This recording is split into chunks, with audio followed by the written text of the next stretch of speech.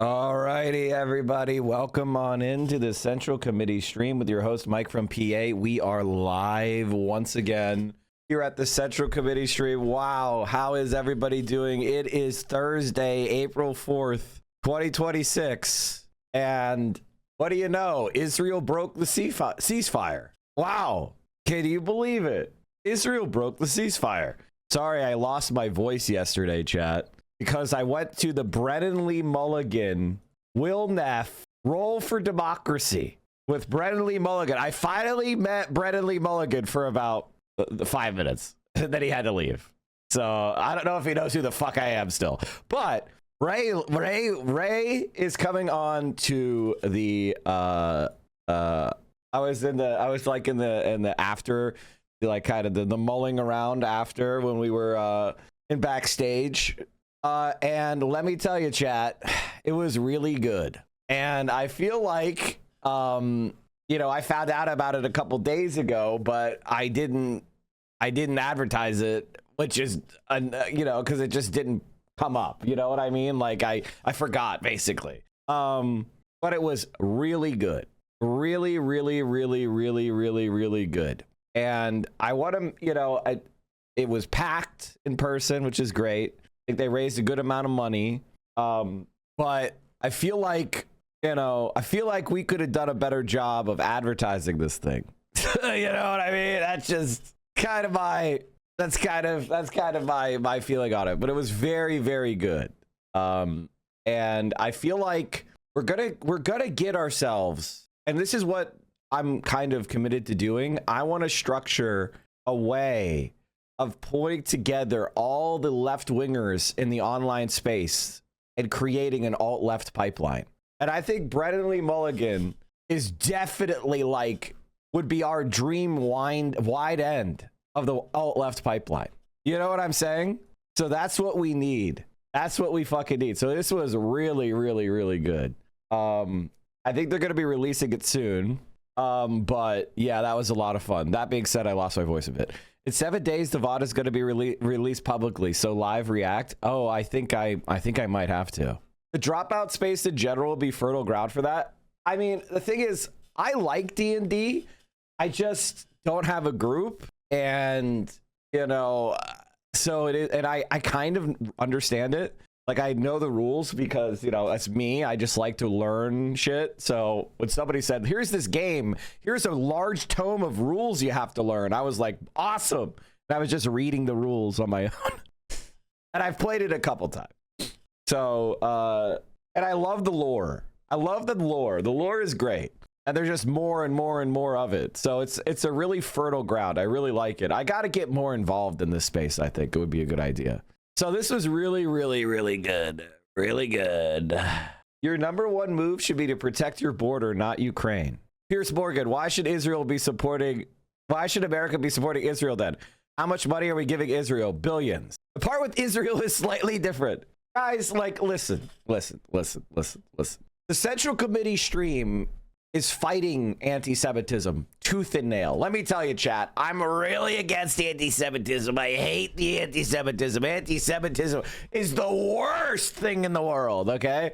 Are we done? Did we do enough of a preamble? Okay, good. It almost feels like there is an effort to inculcate anti-Semitism into everybody by the people that are supporters of Israel. I don't know how else to account for this type of behavior. Like, what are you doing? What the fuck are you doing, man? All right. Also this. Did you guys see this? Laura Loomer posted pictures of Hassan sleeping on the plane. And somebody took creep shot of him and Marsh and sent it to Laura Loomer. I'm willing to bet real money. I'm willing to bet real money that this was a fucking DGGer. You know what I mean? Like, I'm willing to bet real money that this is a DGGer. Brother, that's scary. It's not scary. It's absolutely not scary. I hope and pray that a DGGer comes next to me every day because, that is my toxic masculine fantasy, is that they'll give me the right. You know what I'm saying, chat? That's my toxic male fantasy. I'm just like, give me the right. Please, please, please. Give me an excuse. Give me a reason. That's toxic masculinity, chat. Didn't think like that. That's silly. Is first class on a Delta flight even a big deal? It's a domestic flight. They give free upgrades on the 737 randomly. Okay, this is not exactly prestigious. You know, fly from Detroit to LA is not known for the luxurious travel first class. Okay, it is probably a 737 or something. This is not exactly the lap of luxury. And it's kind of funny because it's like, how do you not know that? Right? This isn't like taking first class from Emirates from New York to Singapore or some shit. Like, what are we even doing here? So I laughed, but as soon as I saw this, he's flying first class. I was like, someone got an upgrade on a domestic flight. My God, the wealth. No shot his shoulders fit in an economy seat. Okay, can you stop glazing for a second? Can you stop glazing him for a second? Jesus Christ. Oh, he's tall. Oh, his shoulders are so wide. He has to be in first class because he's just so big and tall. You're about to make me side with Laura Loomer. They just don't care. It's like a woman confused that people in Texas know DSA. They pretend their audience doesn't have internet. I mean, like, ultimately, I will say this. The advantage that the left has is we don't treat you like you're a fucking moron. At least I don't. Like, I'm willing to explain basic shit you should know as an adult. Like, I do it every day. But I assume you know it first, right? I make you ask. I treat you like you're a fucking adult first, right? Whereas they just pretend you're a fucking moron and everybody else is 12. Now, everybody is 12. There's got to be a backlash to everybody is 12 shit. Like, aren't you just tired of it? I try not to unless you prove you are a moron, then I will treat you as one. I mean, listen. If I treated everyone like they're a moron because they didn't know one thing, then I would never stop treating everyone like a moron, which I really don't think is a good plan. I don't think that's a good plan. I can think it's an inside thought, but it's not something that you should say to other people. I actually want to know if Hassan brought the window. He's got an aisle seat, bro. You can tell because, you know, how seats work. Doesn't appear anybody is in the window seat. So it looks like he's got both seats or maybe this person just leaning forward. Who knows? My 8-year-old put it this way. We get upgraded a lot with flying first class. We should make the whole plane this comfortable instead of just the front. Yeah, no shit. It used to be like that. That's not first class. Yes, it probably is. It's a domestic flight, which is my point. A domestic flight, this is first class. You don't get cubicles at a domestic flight. It's like a 737. They don't have that. They're like good first class are like transcons at the minimum. And I'm sorry, flying from Detroit to LA is not a transcon. So it's got, you know, it doesn't have great. It's like it's a shitty plane for a short-ish flight. Like, it's not that complicated, bro. It's usually called business software. I mean, true. They all have their own fucking names. All right, chat. So what are we talking about today? Let's see. Israel broke the ceasefire. Iran closed the Strait of Hormuz. Oh, whoops. Iran closes Strait of Hormuz over Lebanon. Hold on. What it was? Lebanon strikes by Israel. Okay, I don't know if that's too many ideas put into one sentence. Is real. Okay, god damn it. Hype. I'm tired, chat. I didn't get home till late. And so the Strait of Hormuz is not open as Iran controls access after ceasefire, UAE oil CEO says. So we had a big spike in the stock market yesterday based on the idea that I don't know, my hair is like twisting. There we go. You don't need to see my Apple earbud. What's the word? Oh yeah. Oh, I hate these, by the way. These Apple earbuds, they're fucking trash. I think they suck shit. They suck. They're actually the worst ones I've ever seen. It's super finicky. The Bluetooth radar is dog shit. Doesn't play nice with Windows. I don't. What happened to your XM4s? They broke. I mean, I have a Bose Quiet Comfort. I break those cheap fucking headphones so much. I need and every time I look into new headsets and headphones, I go into a fucking depression spiral because there's so much crap. Everything is garbage. The build of everything sucks. And it just pisses me off because I hate buying stuff I don't like. And the problem is people don't want to spend for quality equipment. So all the discussion is around like the most entry level shit that sucks. And it's like, can we talk about this like an adult? Can we talk about something that I'll buy and then have for like 5 years? Like, is that okay? Can we do that? It's a headset. How much does the technology possibly change? And I don't want to have over the ears for my show. You know what I mean? Like, it's weird. Like, I don't want to have big cans on my head while I'm doing the show. It's not needed. You know, it's fucking weird. I've talked about this for literally a year now, how much I hate my speaker setup, but I don't fix it. And that's really my problem. Why not get speakers like Hassan? Get some custom molded in-ear monitors meant for, I know, that's what I need to do. I really need to do that. I really need to do that. All right, what else were we saying? So the Strait of Hormuz is closed. Oil is back up $100 a barrel. So everything went down 20% yesterday, and now it's back to $100 a barrel again. So every time the oil gets above $100 a barrel, Trump says some bullshit about there going to be a ceasefire, and then it turns out to be false. It's been happening for a month now. So Iran, and by the way, ceasefire, by the way, well, you know what happened to the ceasefire? Look at Israel basically did carpet bombing on Lebanon last night, killing thousands of people. The Buyer Dynamics, yeah, I know. I need to check out Buyer Dynamics. I mean, the name is amazing. You know they're good. With a name like Buyer, you know it's good.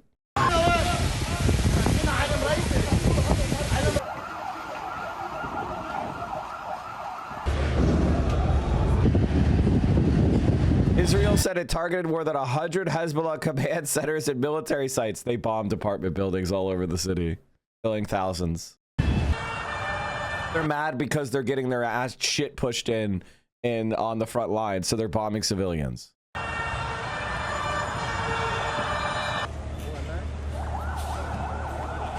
massive strikes hit parts of central Beirut without warning in dense residential and commercial areas. Remember how they used to go, we're the most moral military, and we warn people before we bomb civilian structures. Remember that?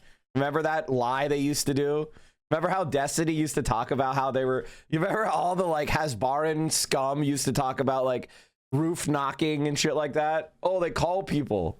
Remember that? Now they're just carpet bombing apartments. The excuse Israel always gives is Hezbollah, despite Beirut being 100 miles from southern Lebanon. It's a mass murder of civilians for literally no reason. Yes, that's exactly right. And you know who called for Israel to stop? Everybody but the United States, including Europeans.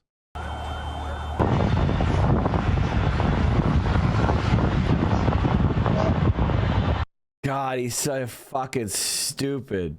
God, he's so fucking stupid. Jesus Christ. Yeah, what could he even say? I mean, and every time I insult Donald Trump, I'm really insulting us. Like, that's really what's happening. Like, I'm really insulting ourselves. We deserve it. We fucking deserve it.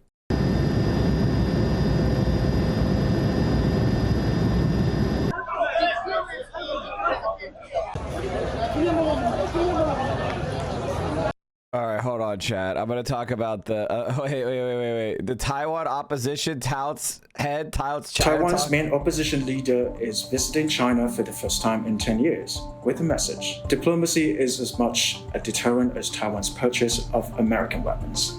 During her 6-day trip, Kuomintang chairperson Zheng Liwen is widely expected to meet Chinese President Xi Jinping, and the timing of the visit is raising eyebrows in Taiwan. It comes as Taiwan debates a massive $40 billion defense plan linked to any potential Chinese invasion. The opposition has stowed the plan while proposing its own versions with significantly lower spending. The visit also comes just weeks before a meeting between US President Donald Trump and Xi. For Beijing, this visit is a strategic opportunity. A meeting with Taiwan's opposition helps China show the world that there are still people in the self-ruled democracy who support closer ties with Beijing. That provides China leverage ahead of the Trump-Xi summit. For Zheng, the message is different. She's pushing the idea that dialogue itself can be a form of deterrence, and that a war with China isn't inevitable. But this is also a political gamble for Zheng. At home, her party is divided over military spending. The public remains wary of China, and critics warn Beijing could use this visit to push its one China narrative. So the trip is a signal as well that Taiwan is being increasingly forced to choose a side, lean toward Washington or toward Beijing. Ladies and gentlemen, peace through strength. Israeli attacked China's railway in Iran, first a direct attack on Chinese infrastructure of this war. Israel is trying to spoil it all. Yeah, I saw this. I'm not sure exactly the details. The Trump administration has announced it plans to dismantle the U.S. Forest Service. When did KMT become a pro-unification party? The KMT is what we call schizophrenic. The KMT basically believes in Chinese nationalism. So they look at China as Chinese nationalists. And so they're like, you know, think of conservatives going like, we love a big daddy that's so powerful. We love our big daddy. Oh, rule over us, big daddy. Well, now that the Communist Party of China is now flexing its power, Chinese nationalists are like, damn it, we're not even part of China. We're not even part of China. Oh, man, we're just weak Taiwan. This sucks. So that's the way they think. All right. Let's talk about what's going on in Lebanon. It's fucking disgusting. For more, we can cross live to our correspondent in Beirut, Renee Davis. Renee, tell us about these latest strikes overnight and this morning on Lebanon. So after the huge-scale attack of yesterday, the strikes continued in Beirut late at night. Also another strike in the early hours of this morning. More strikes happened in South Lebanon, looking at 15 people killed. Also, just so reports have came out that four Lebanese army soldiers were killed in a strike in Saida, which is also south. So that's new information that, you know, is really quite shocking to the authorities right now. And of course, we've also had continued searches in the capital, and Israelis' aggression continues. Yeah, those searches continuing in the rubble after strikes on Wednesday that you mentioned. Lebanon has declared a day of mourning following this. Tell us what the situation's like where you are and how people are feeling, whether they're in shock following that barrage. Absolutely. So there's been, declared a day of mourning. Local media is also referring to yesterday as Black Wednesday now. So searches are continuing all throughout the capital. There's also reports of a building that collapsed today following the strikes of yesterday, because, you know, quite weak infrastructure in some parts of the city. There's also reports of 5 people stuck under the rubble in another area. They're all likely presumed to be dead now. Another reports of an elderly man and an Ethiopian woman under the rubble that civil defense is still going through. We're looking at over 200 killed, and unfortunately the death toll just keeps climbing. Meanwhile, there are disputes over whether Lebanon is included in the ceasefire that's halted fighting between the US, Israel and Iran. Can we expect any diplomatic push from the Lebanese government to try to get Israel to halt the bombing? Well, as I'm sure you can imagine, authorities are absolutely outraged after, you know, continuous calls for open talks with Israel from the President Joseph Aoun, after also being confused, led to believe by Pakistani PM that Lebanon was to be included in the ceasefire deal, only to find out by Netanyahu that that's not the case. This is also quite a similar Israeli tactic that we saw in 2024, in the early days of the 2024 war in September. There was this huge flurry of bunker buster strikes on Beirut's southern suburbs, which we'd later find out a few days later that those were the strikes that killed Hassan Nasrallah. So this is also what we saw yesterday, these huge strikes, and we haven't, they targeted Naim Qassem, but we don't know if they actually succeeded or not. And there will be a meeting later today at the Lebanese cabinet with Joseph Aoun, Prime Minister Nawaf Salam, and Parliament Speaker Nabih Berri, who is the head of Amal, which is the political party closest to Hezbollah. Reports also say that a strike was targeted very close to where he resides in Beirut. So we'll know more on the authorities' position later in the afternoon. All right, Renee Davis, thank you very much for that update from the Lebanese capital. Now it's time for today. What can you even say at this point? Like, I'm sorry. I think, can I just be honest with everybody for a second? Like, really, truly unguarded. I think I hate every single person who says even a modicum of nice things about Israel or has any kind of positive thing to say about Israel ever. I think you're a disgusting scumbag, and I hate you, and I always will. I think liking Israel or defending it or saying anything positive about Israel at this point shows that you're a fucking freak. Like, your soul is deeply, deeply damaged. And I don't think it's redeemable. You know, like maybe immediately. And the thing is, like, I've had complete moral clarity on this since day one. You guys know when I said Israel was going to commit a genocide in Gaza? I think it was like October 9th. Like, I knew immediately, based on the way that Israel was acting and the statements that were being made, that they intend 100% to do a genocide. And I called it immediately. October 8th? Was it October 8th? Let me look. Let's look. Okay. Let's look. It's, you know. Oh, okay. Sorry, chat. I said it October 8th. No way they could do this without outright genocide. And then I said October 13th, what is happening in Gaza is nothing short of preparation for genocide. No one supports attacks on civilians by Hamas, but the order of 1.1 million people to evacuate is a physical impossibility. So, like, who else do you know was able to be like, yeah, right away? And by the way, I didn't hesitate. I understood it. Maybe there's other people that predicted it in their minds and they thought that it might happen, but they didn't come out and say it. That's why this, you know, places like we have here are so important, because we provide an analysis that cuts through the bullshit. Okay, I was replying to Edgermentum. Oh my God. The forced majority Groiper called Prague Directorate. Just from a perspective of Israeli security alone, how is leveling Gaza, which Israel has done God knows how many times before, supposed to demoralize Hamas following the most spectacular military success of the group's history? It's qualitatively different if they choose to accompany it with a ground campaign to secure territorial control of the Strip and physically dismantle Hamas's government's apparatus. Like, who believes that this was possible? This has to be a fucking Voshite. This stinks like Voshite. Okay, they have a couple Vosh comments, so maybe not. Although, who's JKR? They definitely... Fuck is this? Why is there only like... Why is it not showing who they follow? Why does it only show like 5 people? What's going on? Followed by all the worst people that... followed by a bunch of left-wing people and some weirdos as well. That's a lot of posts. Jesus Christ, dude. I'm on Twitter all the time. 156,000 posts? Yo, calm down, man. I've been on since 2014 too. Jeez. That's posting for cash. That person does not have reach. You don't, I mean, if you only get 1 follower for every like 100 posts you do, you're not good at posting. You're not good at if it takes you 100 posts to get 1 follower, you're not good at, you should quit. You should stop posting. You should stop fucking posting.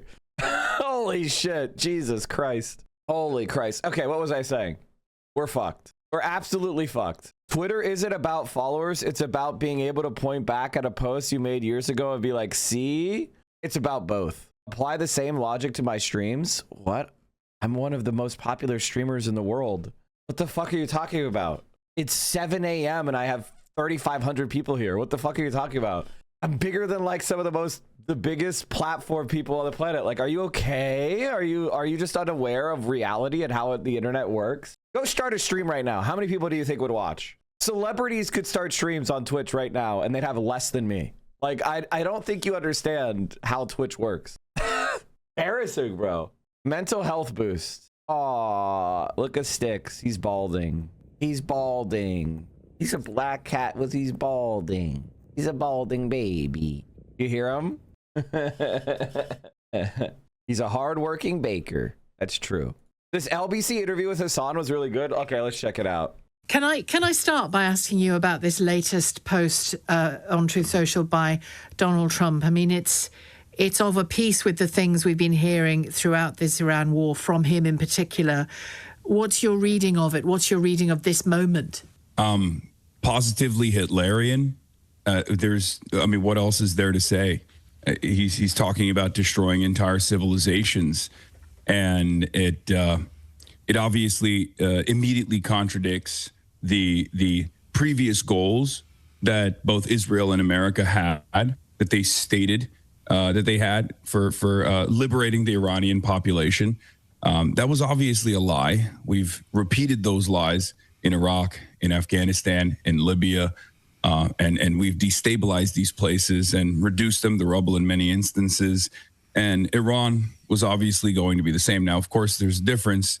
The Iranian government is a lot more competent and has set up its defenses for the past 47 years, specifically against such a reality. And therefore, they've been able to defend themselves against American and Israeli bombing campaigns and at least retaliate and set up military deterrence. So far, it's clearly been more successful than America at least presents it as. And that's precisely the reason why you're seeing Donald Trump saying increasingly unhinged things and threatening to do more war crimes. I mean, he's calling tonight Bridge and Energy Night, or Bridge and Energy Day. Power plant and bridge power day. plant night, power plant day. He keeps saying he's going to bomb power plants. I mean, that's a violation of the Geneva Convention, and the American president is threatening to violate the Geneva Convention, turning it into a Geneva suggestion. But I guess in many instances, when America has waged war, we're a lot more loose with what kind of restrictions apply to us. It's unbearable. It's unbearable to watch. It's horrifying. It's a waste of billions of dollars. Can I ask you? And so much human life. Can I ask you? Giant Bomb is doing universal healthcare. They now have Chinese cars sending oil to Cuba. God dang. Mexican President Claudia Sheinbaum has issued a decree to establish a universal health service, saying the objective is for any citizen to be able to attend any health institution and be guaranteed full and free coverage throughout the national system. By the way, Voshite type progressives used to attack Claudia and go like, oh, she doesn't even want universal health care because she like did a reform of the system to make it less like Obamacare and more, you know what I mean? So like Claudia Sheinbaum is doing reforms to make stuff more state, you know, like single payer healthcare and shit like that, health service. And so like Voshite type people used to attack her and be like, her plan for healthcare is not left wing enough. They used to say that. And we'd be like, she supports single payer. What are you talking about? This is like really old shit that nobody else but me would ever remember. But it's very funny to see how she's just the best president in North America. And it's not even close. I'm hearing the word Vosh more than I need to. Oh, sorry. But it's okay. Let me explain to you what I mean when I say Vosh. Okay. So there's a certain type of people in the online left space that are inappropriate with the way that they mix their community and like, you know, politics with like explicit consumption of pornography, which I find to be extremely off-putting. I don't think that if you have a political space that's trying to organize people, that you should have a lot of porn like right in people's face, and you shouldn't be like openly consuming porn all the time. And like having really sexually charged conversations with your audience. I think that's fucking weird. I'm not, you know, anti-sex or anything. You know, I'm just saying that I think it's inappropriate, right? And it kind of makes things uncomfortable and skeezy. The other thing is being very pro-American imperialism, but leftistly, right? Like always pushing American State Department propaganda about other countries and kind of supporting American interventionism. And so that's kind of what I think of like the Voshite. That's how you can tell someone is like what I call Vosh. That's what I mean by that. It's sort of like an uncomfortable, you know, inappropriate sexual fixation and mix with your audience, plus supporting American imperialism abroad, but leftistly. And, you know, they try to like snuggle up to our spaces. So I'm trying to kind of like give that distance and tell you like, hey, those people are not good. Some small light of hope in the world of darkness. Hi, this is Oliver Larkin. Oh, you want to volunteer for my campaign but don't live near our district? I have a great opportunity for you. We're starting our volunteer What the fuck was that, Oliver? Okay, this is fine. Which you sign up for on our website to spread the word to voters about our campaign and how to help win this election, to make life for Floridians more affordable and protect our communities by abolishing ICE. Oh, you've never phone banked before? That's all right. We'll have training at the beginning of each phone banking session so that you know exactly what to do. No problem. And thank you so much for volunteering.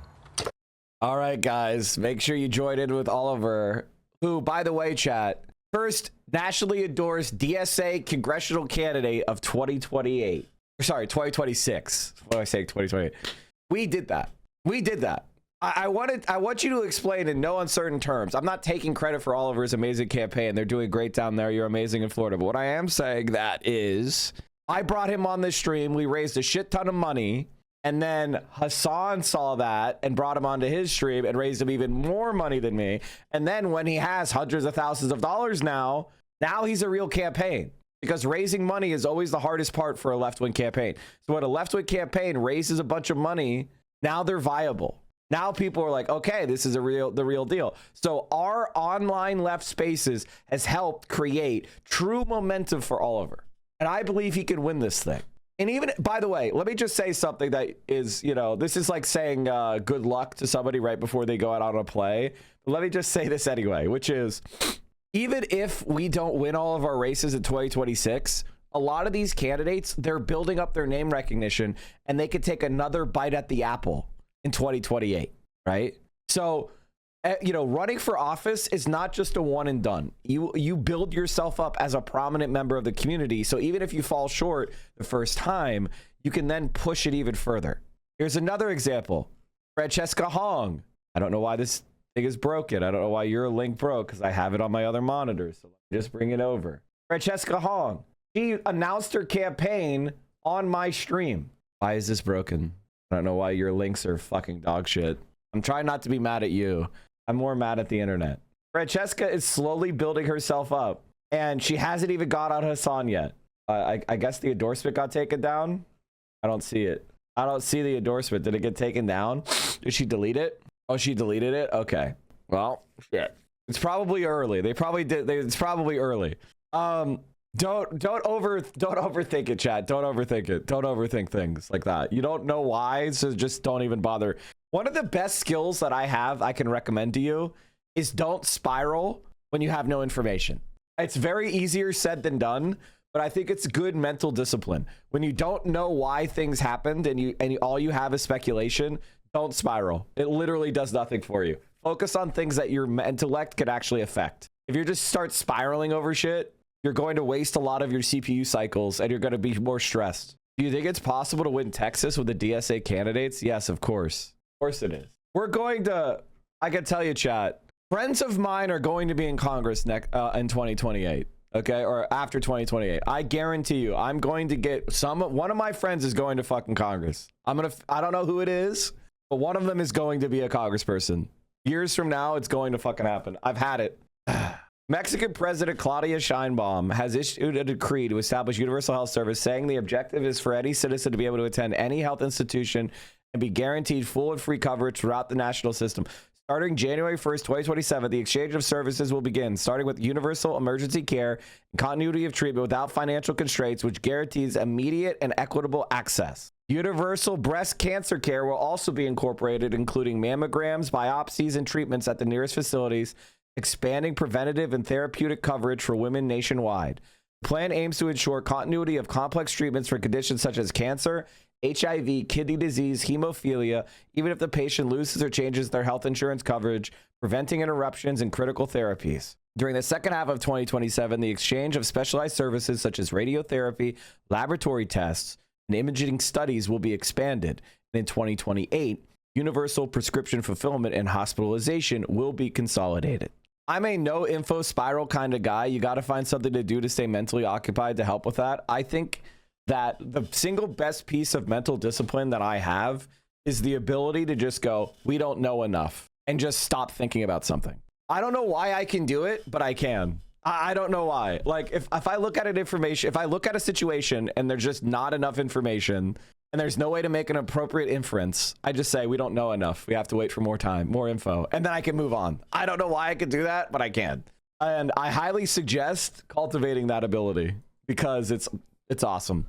It really helps with my mental health because I could just be like, yeah, we don't know enough yet. Anyway, moving on. The question that I was discussing with my colleague, Simon. I just did medical studies in Mexico as a dual citizen. Ask me anything. What's it like to be happy? The other day, Simon Marks, LBC's Washington correspondent. Where are the Democrats on this, on many other things, but where are they? I know you push for them to be much more progressive than they are. You push for them to be much more vocal than they are. What's going on with the Democrats in America, in your view, Hassan? I think some of them if I'm going to be super charitable, are old. They're old. They're calcified in their positions. Some of them actually are also beholden to the same corporate donors, whether it be in the military-industrial complex or whether it be AIPAC. The Israeli lobby's influence obviously has played a big role.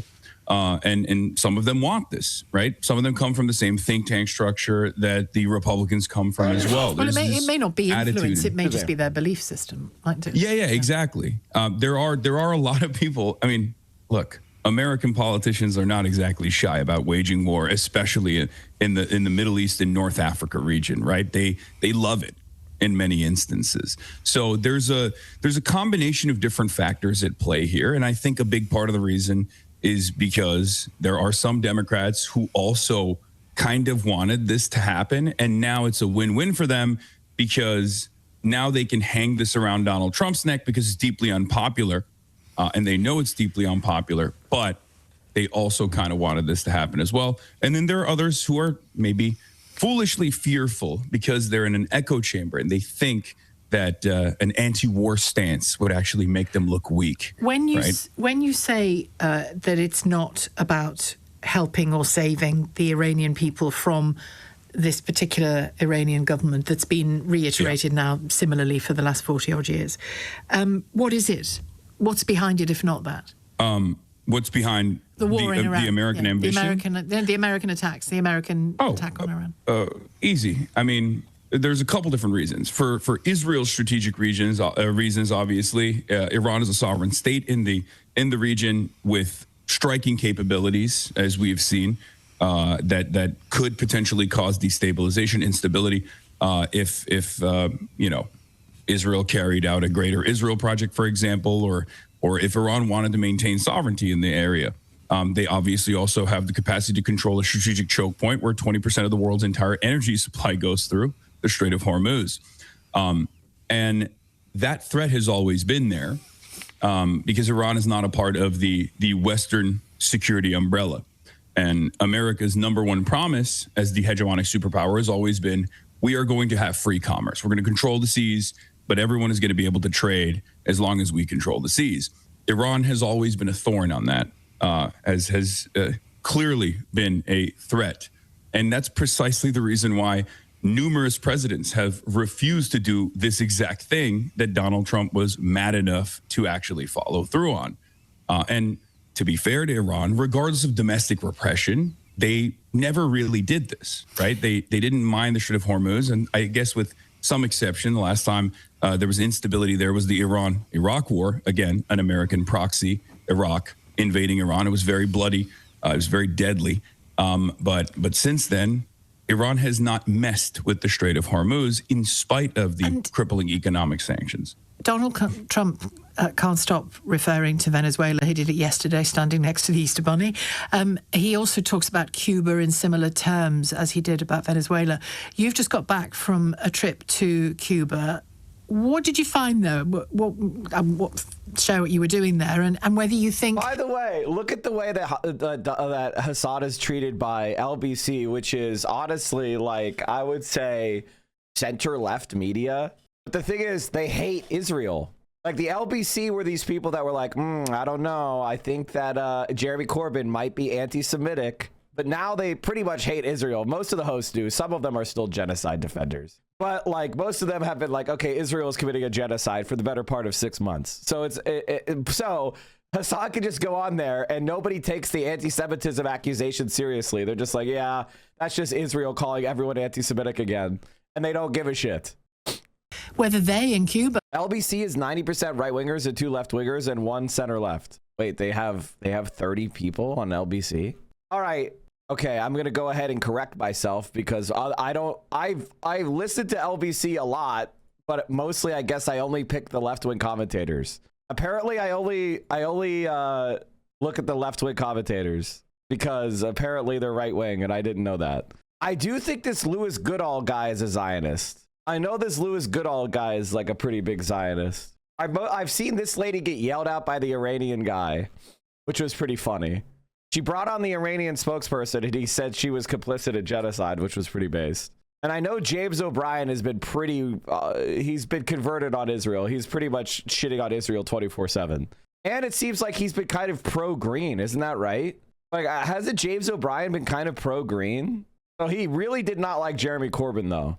All right, so thank you, chatters, for correcting me. Maybe I just see the people that I like. That might be that I may not know enough about LBC, to be honest. I'll say that. I'll say that. You guys are right. I don't feel like I know strongly enough to like dispute what you're saying. Think Trump will attack or could attack Cuba. Yeah, I mean, the reality is, talking to regular Cubans and talking to doctors, talking to nurses, I found out that it wasn't just Trump, but the American government was already attacking Cuba. It was just not an attack with bombs and bullets. It was an attack by economic sanctions. Cuba is not allowed to have regular commerce. There's this concept of a blockade that is ever present in every aspect of Cuban society. There are a tremendous amount of arbitrary and unnecessary restrictions. The only difference, of course, with Donald Trump is that he says the quiet part out loud. He's very vulgar about his ambitions. But do you think he will physically invade? There is definitely a fear. The government officials have released statements saying, like, if push comes to shove, we are willing to defend ourselves. We're willing to defend our land.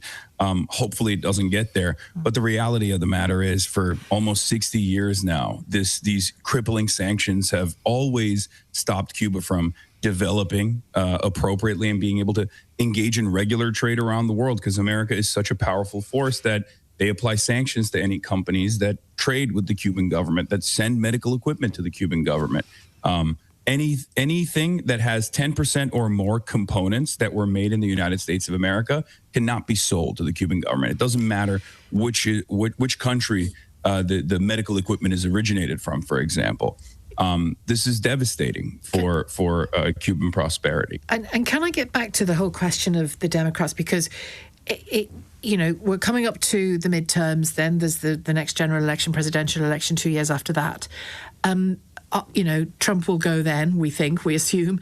But whether or not he's changed American politics for good in a very particular and sometimes ugly way remains to be seen. But the Democrats have got to be in this fight, haven't they, in a big, big way, if they want to. But they don't. But they support the war. Hakeem Jeffries and Chuck Schumer support the war. So that's why the Democrats are not opposing it, because the leadership supports the war. Do you understand? Like, I think a lot of people, just because you can find a left-wing Democrat that is against the war doesn't mean that's what Democrats believe. Like, that's kind of the problem that we have, is that everybody creates their own Democratic Party. The reason why I am a Democratic Party hater and I only begrudgingly support people running as Democrats is because the Democratic Party hates us. And when I say the Democratic Party hates us, I'm not talking about the voters. Democratic Party voters agree with us on everything. I'm talking about the establishment structures of the Democratic Party. They despise the left. And it's true at the local level, it's true at the state level, and it's true at the national level. It doesn't matter that 90% of their voters believe X, Y, and Z thing. The donors don't. And so that's what the institutional Democratic Party is structured to support and represent. Here's Chuck Schumer yesterday talking about the war. The bottom line is that Iran still has its nuclear stockpile, its nuclear ambitions. Iran still has its nuclear stockpile. Its nuclear ambitions are still unchecked, if not accelerated. And finally, American credibility. The nations of the world are furious at Trump. The Europeans, the Asians, even the Middle Eastern allies. They say, what the hell is he doing? And the United States' diplomatic position and credibility in the world is dramatically worse because of this war. So just in summary, this war has made us worse off today than before it started. The war made us worse in terms of control of the Strait of Hormuz. The war made us worse in terms of the strength of the Iranian regime. The war made us worse in terms of high gas prices. The war made us worse because Iran's nuclear ambitions have been unchecked. And the war made us worse because American credibility is down the drain. God, he's such a politics. And a lot of people will tell you that politics is too much about charisma and presentation and media savvy and parasocial feeling and things like that. and then they'll pick Chuck Schumer to be their leader, who's not a policy wonk, who's not charismatic, who's not attractive, who's not interesting. And it's like, how the fuck are you talking? Like he's not a good political operator. He's not good at bending the party to his will. It's just embarrassing. He still has not endorsed Zohran Mamdani. And this is something that I think really needs to be talked about. Zohran Mamdani, they just had a poll of Zohran Mamdani, right? And some interesting numbers from the Marist poll of New York City mayor, where Zohran Mamdani is enjoying high approval ratings with 76 and 81% of liberals and very liberal. But the numbers show an incredible amount of crossover appeal. Mamdani has won over more than 1 of every 4 voters who didn't vote for him, 27% of Republicans, and 40% of moderates. Black Demo has the highest support with 67%, with Latinos second at 58% and whites at 51%. Jewish approval is only 3% less than the Catholic approval. Only 11% difference between Jewish approval and disapproval. Majority of seniors approve, similar to the millennial age group. Majority of every borough approve except Staten Island. And only a 3-point difference between those people who make over 50K and under 50K. And only 4% difference between college and non-college educated. When Israel is moved out of the equation, 63% of Jewish New Yorkers said Mamdani understands the problems facing New York City and is, quote, working hard. And half of Republicans say Mamdani is a hard worker. Like, the reality is that Zohran Mamdani is probably the most talented politician in America today, and the Democratic Party is trying to bury him.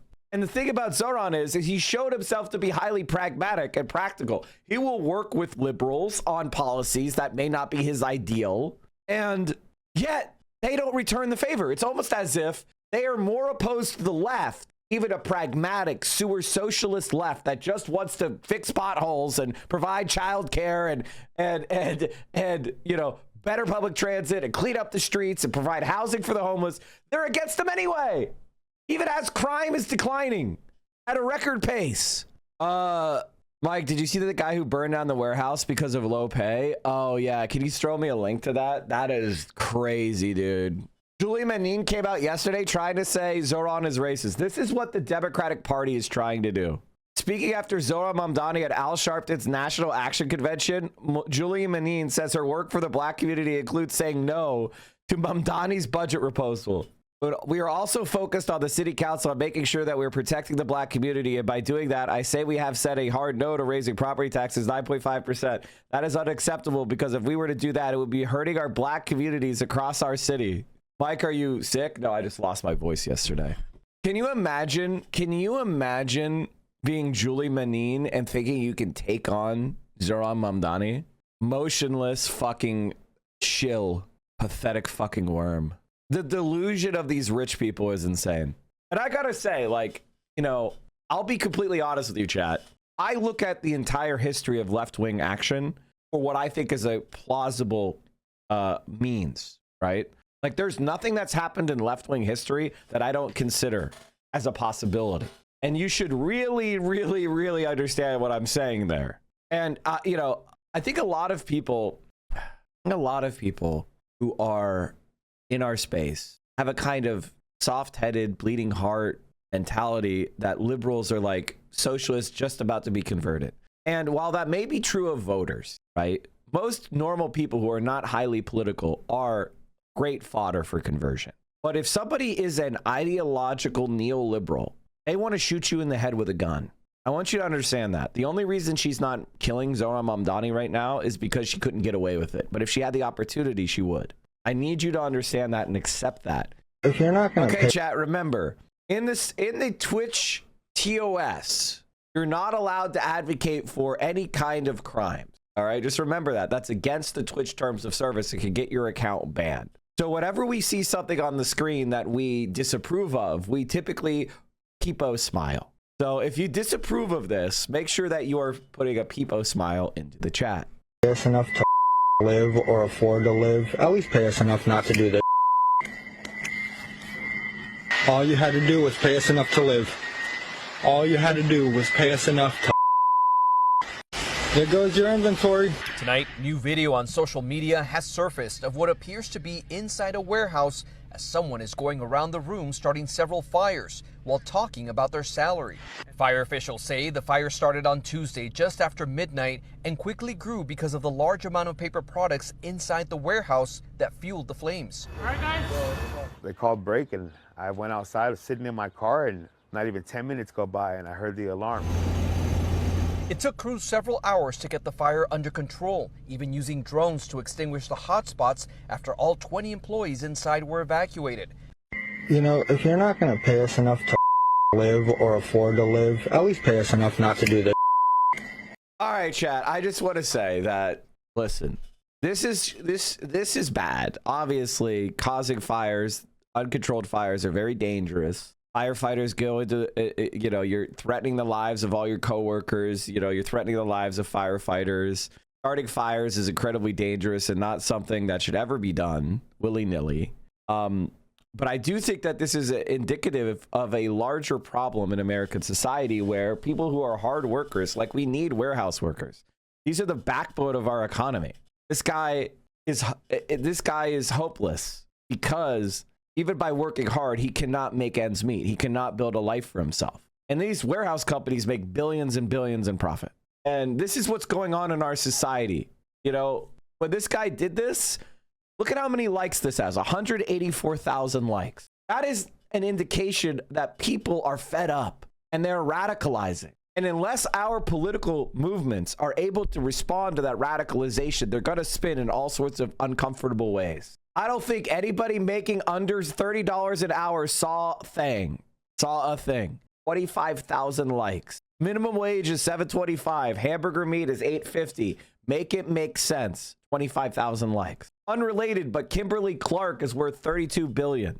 Only 20 people working at a warehouse is crazy. Literally overworked and underpaid. 12,000 likes. This is clearly AI. Bro is innocent. 12,000 likes. I think people don't understand that there is a simmering radicalism in the grassroots of just regular everyday people where they can see a dangerous arson and cheer it along.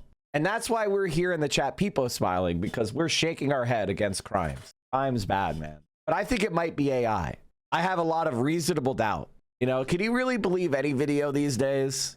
I tweeted something, chat, just now, which is AOC is young, but other than the very occasional visit to Hassan or Majority Report, mostly avoids left-wing media. I think it's a major mistake, and I hope she changes her mind. And I think that, like, what I want to do, like, obviously this is self-serving. I'd love for AOC to come on my stream, right? I would love for AOC to come on my stream. I think the problem is that AOC, and I'm not trying to psychologize her, but I think that she doesn't know how to use the internet as a content creator, right? Like, and as a content creator, I got to tell you, the number one skill you need to learn is just not really read a lot of shit. Like, you have to know what is like worthwhile shit that's worth paying attention to and what isn't. And I feel like with AOC in particular, she gets a lot of very unhinged, dangerous stalker behavior and just lies about her. And so if I were her, I wouldn't look into it either, to be honest with you. But I think it's a mistake. I think Ro Khanna has figured out how to use the left-wing space a lot. A lot more people know who Ro Khanna is and have a positive impression of him because he keeps going on media. And I got to tell you, he used to say a lot more dumb shit than he does now. But through interacting with online media spaces, he is sharpening his message and becoming more likable than his record deserves to have. And I feel like if AOC is going to be successful, she needs to be in these spaces. She needs to make them AOC cheerleaders. And you make a space at AOC cheerleader by showing the fuck up, right? Like, that's just the reality. I also think she should be working with people that are not centrist scumbags. Her original annoying left LaRoucheite stalker is running for Congress for Richie Torres' seat and did this at a debate. Watching the one NYC Action New York 15 debate, Jose Vega claimed former Assembly member Michael Blake was part of the Epstein class. Blake, visibly furious, called the remark reprehensible. I mean, I gotta tell you, chat, that if a LaRoucheite called me a pedophile, I don't care where we are, we're gonna throw down immediately. I'm sorry, man. Like, I'm sorry, bro. Like, I think more people would like you if you punch someone out for saying shit like that to your face. I mean, maybe I'm being crazy here. Maybe again, I'm an old boomer and I don't know how people would vibe with that shit. But like, I mean, like, are you fucking kidding me, man? What would it be like if a representative had a Twitch channel for direct voter participation? I think it's a good idea, although I think that most representatives couldn't pull it off because they don't have enough motion. The internet is about your motion nationally. It's not about your motion in a hyper-localized area, right? And like politics is about how organized you could get in a hyper-localized area. So that's the like contradiction that we have. Okay. America to be restored in something like the vision that it used to be at the presidential level. You've got your supporters in the party, but boy, do you have your detractors as well. Tell us a bit about that. Yeah. It's based around your views on the Israel-Palestine question and dynamic, isn't it? Yeah. It's two things. One, it's not a secret that I am a very passionate person about the things that I believe in. And at times I'm also a little bit uncivil, a little bit vulgar. But I think that plays a role in my popularity as well, if I'm being super serious about it, right? But the other reason is because we do have ideological differences. I'm a staunch advocate for socializing our healthcare system, having something hopefully like the NHS. This is a non-starter in America. Unfortunately, Americans are so culturally right-wing when it comes to our understanding of the economy since the Reagan era that a lot of people look at that and go, that's communism. That's there are some like Ben Shapiro, who has fallen from favor as of late, but he famously used to say, my wife is a doctor, and if we had socialized healthcare in this country, that would mean you're enslaving my doctor wife.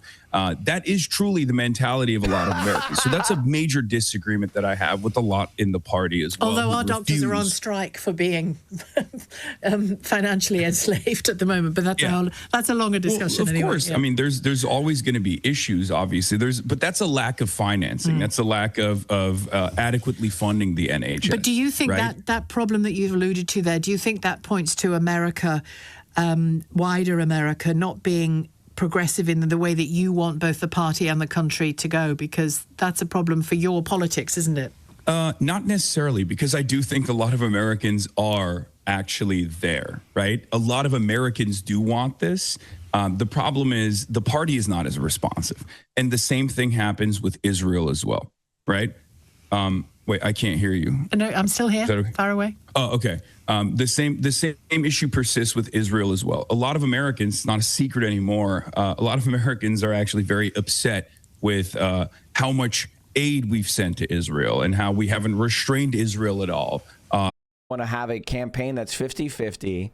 They could push the Democrats as far right as they can and get as much donor money as they can. They want politics to be the realm of the upper middle class. Like they don't want regular people using politics to get their needs met. That's why they hate us more than anything, because we're destroying their bag. Like that's all it is. It's not that complicated, really. There's a political class in DC that gets billions of dollars from donors, and they like buying their little fucking cabin cruisers to go out on the Chesapeake, okay? Like they like their fucking McMansions in Arlington or Fairfax or wherever the fuck else. Like that's it. It is a class of people. They have an industry. Dana Fash did a whole piece on me. Hassan Piker tests the limits of the Democratic Party's Big Tent. 7 minutes and 45 seconds. Okay? 7 whole minutes and 45 whole seconds. I was Oh my God. Okay, we got to put up a title for this one, chat. I'm sorry. I got to put up a title for this one, which is CNN Malds over Hassan Abi slanders him with DGG lies. Like actually insane. Actually insane. Like I can't believe this is real. Literally on the plane watching CNN, monitoring the situation when Dana Fash did this piece on me. It is not dissimilar to the one that Jake Tapper had done 2 weeks prior at the beginning of this like Hassan smear campaign. But it's also very interesting. Like that doesn't change the dynamic for me.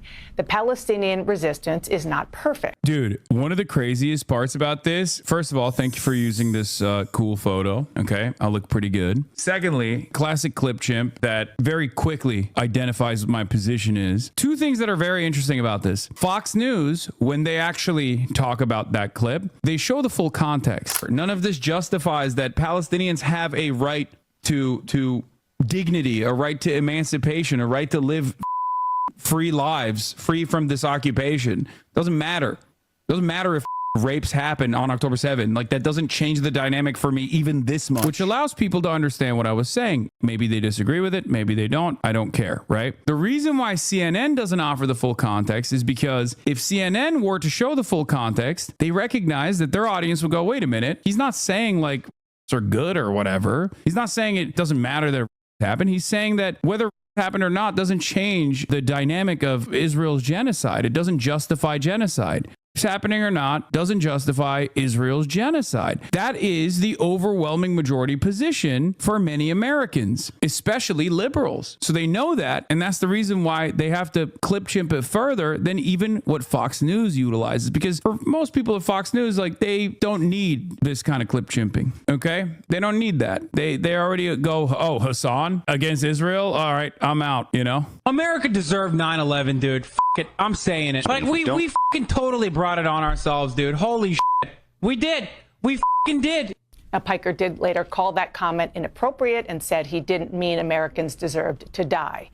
Several progressive politicians have appeared with Piker on Twitch, including Congresswoman Alexandria Ocasio-Cortez, Senator Bernie. Like, she's so angry. She can't even get her words across. Because she's a Zionist. This is something that people don't know about Dana Bash, which is Dana Bash is not a reporter.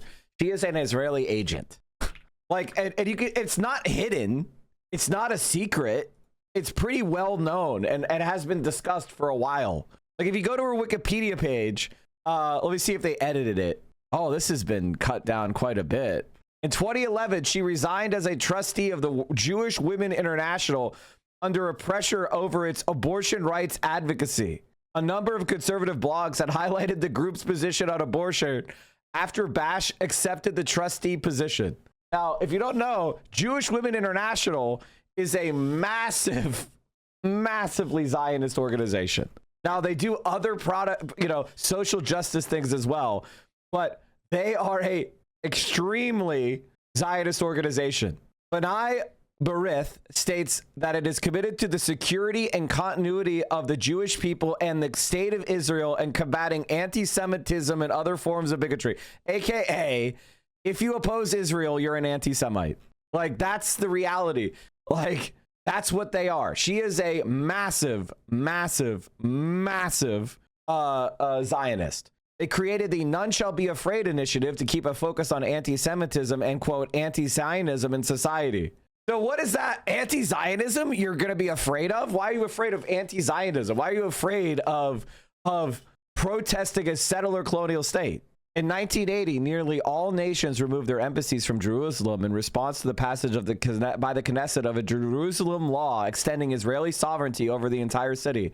B'nai B'rith responded with the establishment of the B'nai B'rith, I can't pronounce their fucking shit, sorry chat, World Center in Jerusalem to serve as the permanent and official presence in Jerusalem. The Presidential Gold Medal is awarded every few years to honor the recipient's commitment to the Jewish people and the state of Israel.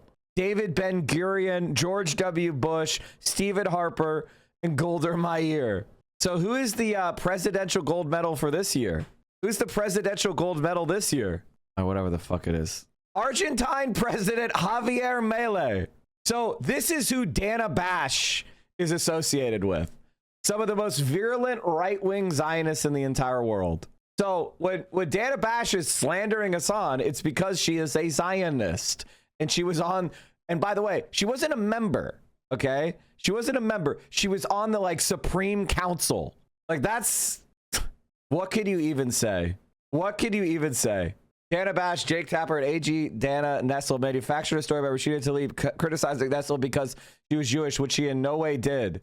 She tried to rope the governor into the conspiracy. Yeah, exactly. Like, they are Zionist agents, and it's not a criticism of their Jewishness.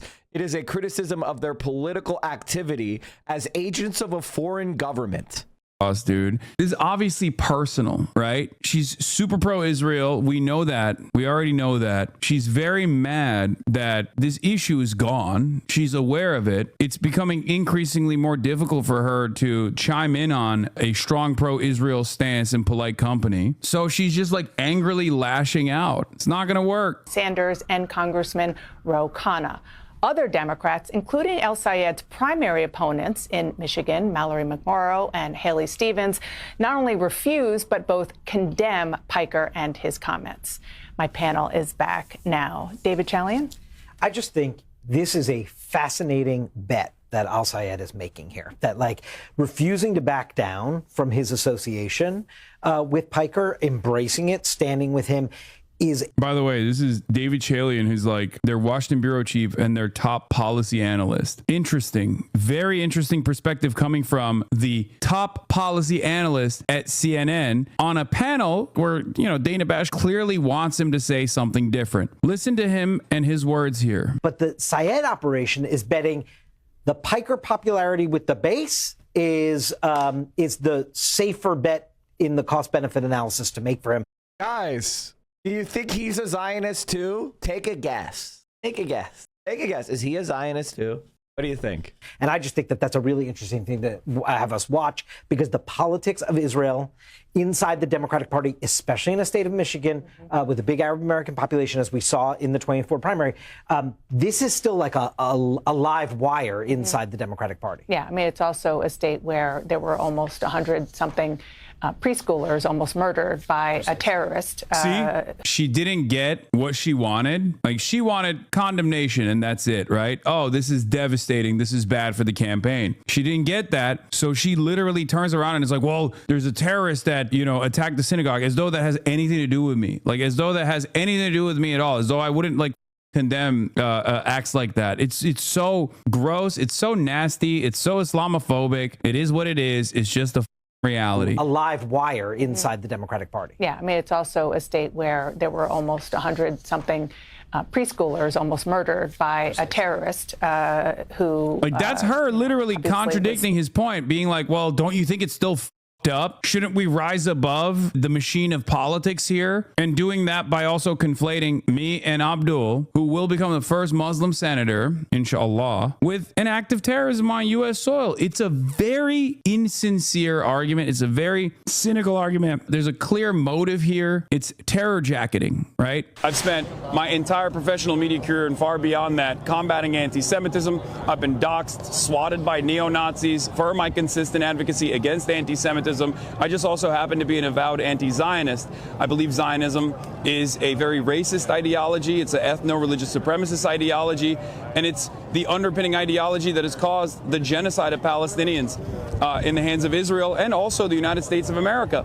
Now, just a little bit of sort of fact-checking here and context, because it's important. Oh, fact-checking and context. Oh, wow. She never does that when she talks to a Trump spokesperson or an Israeli spokesperson. I can't wait to hear the fact-checking. These terms are thrown around without, understandably, people. Yo, lean into your panel, Dana. Why are you commanding the conversation, Dana? You have not one, not two, but three panelists on there, Dana. What's going on? Notice how she played the entire hit where I'm able to speak. All of a sudden, I'm able to convince the CNN audience, which, by the way, I still do respect that they at least show that full quote, right? Because Dana Bash doesn't control every fucking thing that goes on in CNN, and I'm sure a lot of the background reporters and tech guys agree with you, Hassan. Only the faces are all Zionists. You know, that's who gets put on the network. But all the people behind the scenes, they're probably not all committed Zionists. I'm sure there's some actual journalists working at CNN, and they're putting in the full quote. And then when she gets mad about it later, they're like, oh, sorry, I was just doing journalistic ethics. No one, and I mean no one that's a liberal watching CNN is going to see the first half of that and then see what I have to say right there, where it's not like a clip out of context. It's not something that they're quoting, that they claim I'm implying or saying, but me directly. All of a sudden, very different dynamic. All of a sudden, people are going to look at that and go, wait a minute, I don't think this guy's anti-Semitic at all. That's why she has to then turn around and slam additional context of the conversation. Let's take a look. Really knowing what they mean to, I'm just to a lot silly. of people. First of all, Zionism. What is it actually? It's a nationalist movement, an ideology supporting the notion of a Jewish state, the Jewish people's right to self-determination. He just called that a racist ideology, the right for Jews to have self-determination. Deborah Lipstadt, who is one of the foremost experts, academic experts, who worked in the State Department on anti-Semitism. I talked to her about this a couple of years ago and many times since. The difference between quote unquote anti-Semitism and anti-Zionism. Here's how she answered that. Also, Deborah Lipstadt is a perfect demonstration of someone who does actually live that ethno-religious supremacist ideology. Yep. Someone who is in a position of power, right? Who was the anti-Semitism. Bring on? Look at the people they bring on. Like the most virulent Zionists who don't even believe in free speech, that you should be fucking prosecuted for criticizing Israel. Like, that's who Dana Bash is citing. Absolute demon, man. And traitor. And honestly, like, if I'm being completely honest, Dana Bash is not a person that should be an anchor of an American news network. Like, that's just, you can't have spies of other countries be the anchors for your major television networks. Like, that's crazy. Are under the Biden administration, who routinely has been cooked by Isaac. There's Lipstadt praising Trump on moving the Israeli embassy. You want to grasp the true moral rot endemic to liberal Zionism? This interview with Deborah Lipstadt makes everything all too clear. Look at this shit. You could judge him about, say, tweeting happily about people being sent to a horrific prison in El Salvador, right? Look, there's no reason. Look, when you take someone off the street who's not supposed to be taken off the street and you deport them, you make a mistake. I come from a tradition and a personal belief that when you make a mistake, you say, I made a mistake and we're going to fix it. And that's disturbing. They may not care that they made a mistake. That's the issue. Off the record and not for quotation. Goes off record. Is there a reason you don't want to say that on the record? Yeah, I don't, because I'm still, I don't want to give people, I want to give people the chance. There's some people I know, including good friends of mine, who suffer from what Republicans would call Trump derangement syndrome. Anything he does is bad. Look, he moved the embassy to Jerusalem, so I give him credit for that. I do give him credit for that. I'm not going to say just because it's the Trump administration, it's bad. I wasn't asking you to say just because it was a Trump administration that it was bad. I was pointing out that they're sending people without any sort of due process to a horrible prison in El Salvador. That is something that I find disturbing, and I would hope that, that they would recognize that, because that's not what this country is all about. As long as he's supporting Israel doing their genocide, she's got to give him kid gloves. This is who Dana Bash wants you to think is an expert on anti-Semitism because somebody criticized Israel.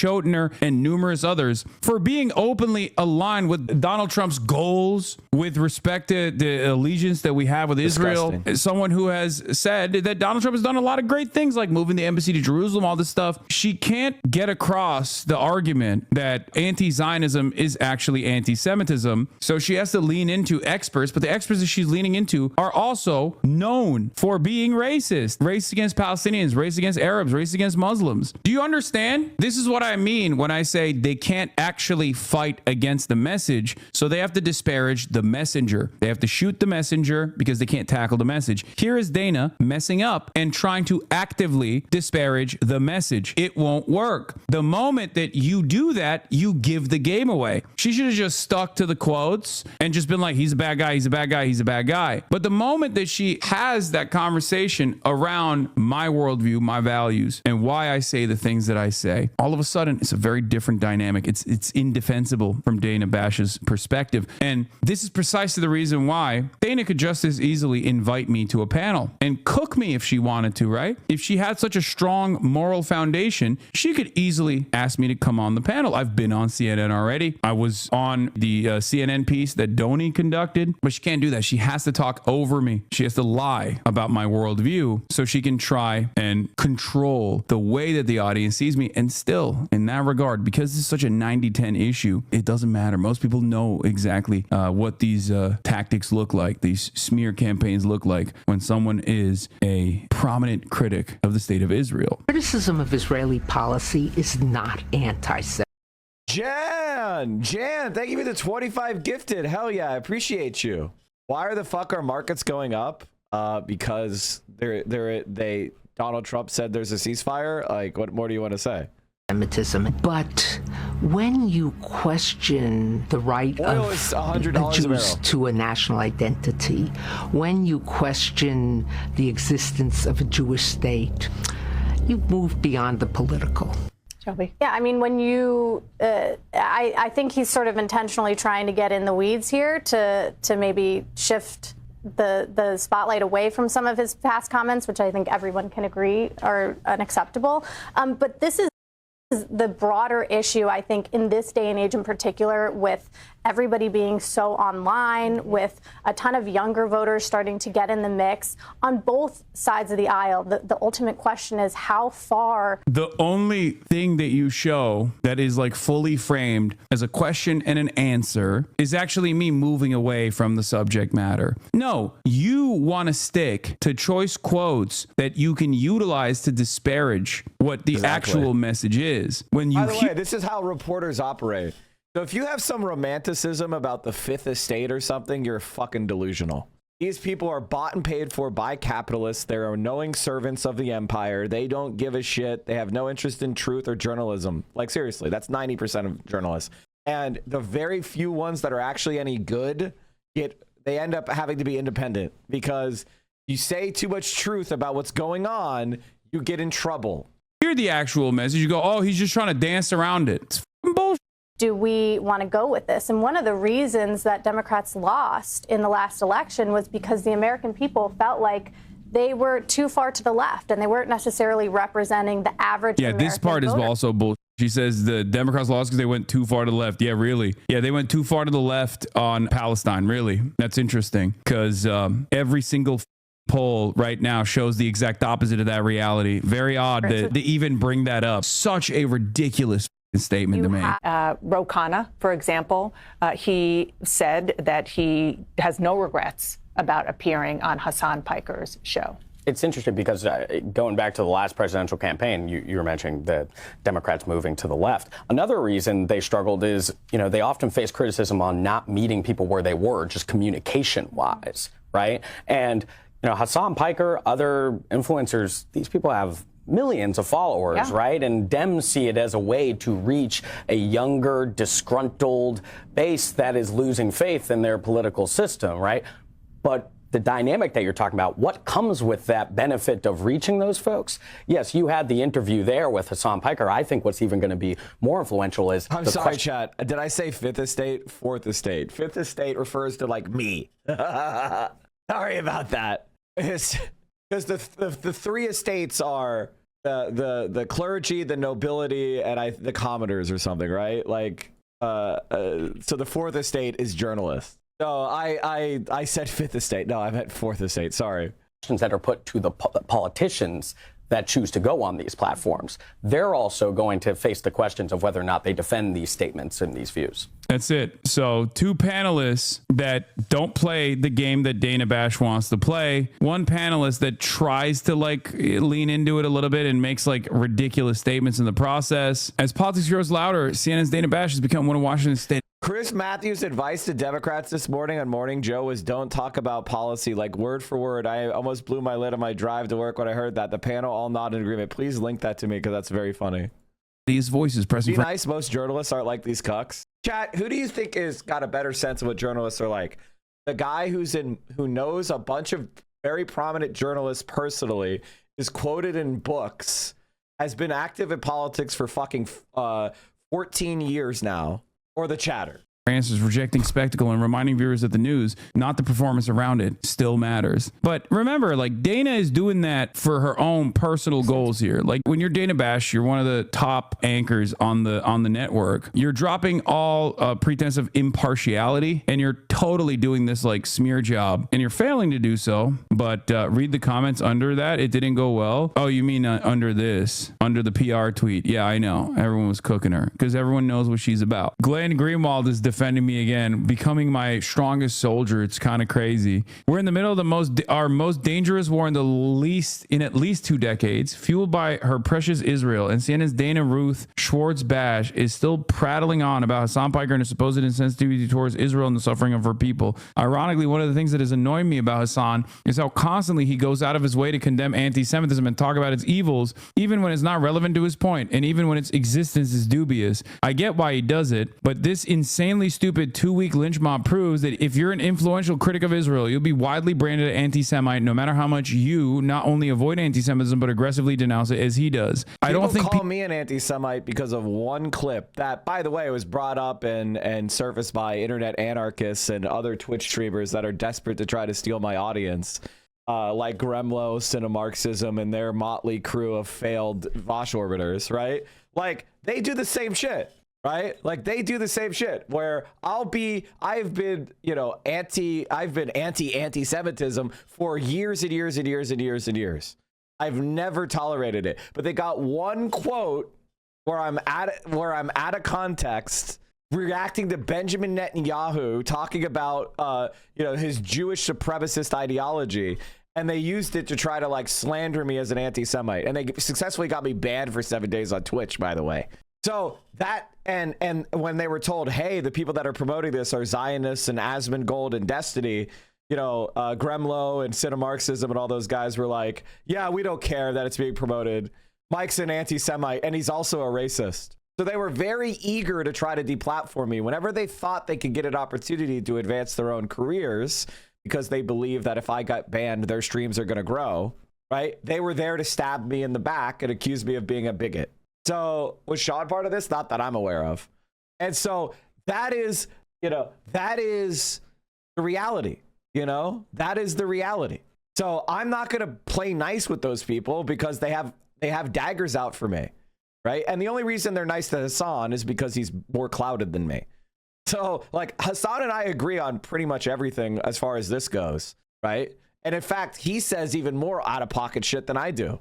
I avoid saying stuff that he says on a regular basis. So because I understand how it's going to be framed and how it's going to be taken out of context, so it is what it is. And, when people try to claim that it's drama, I want you to understand it's not drama. They are active agents of Zionism.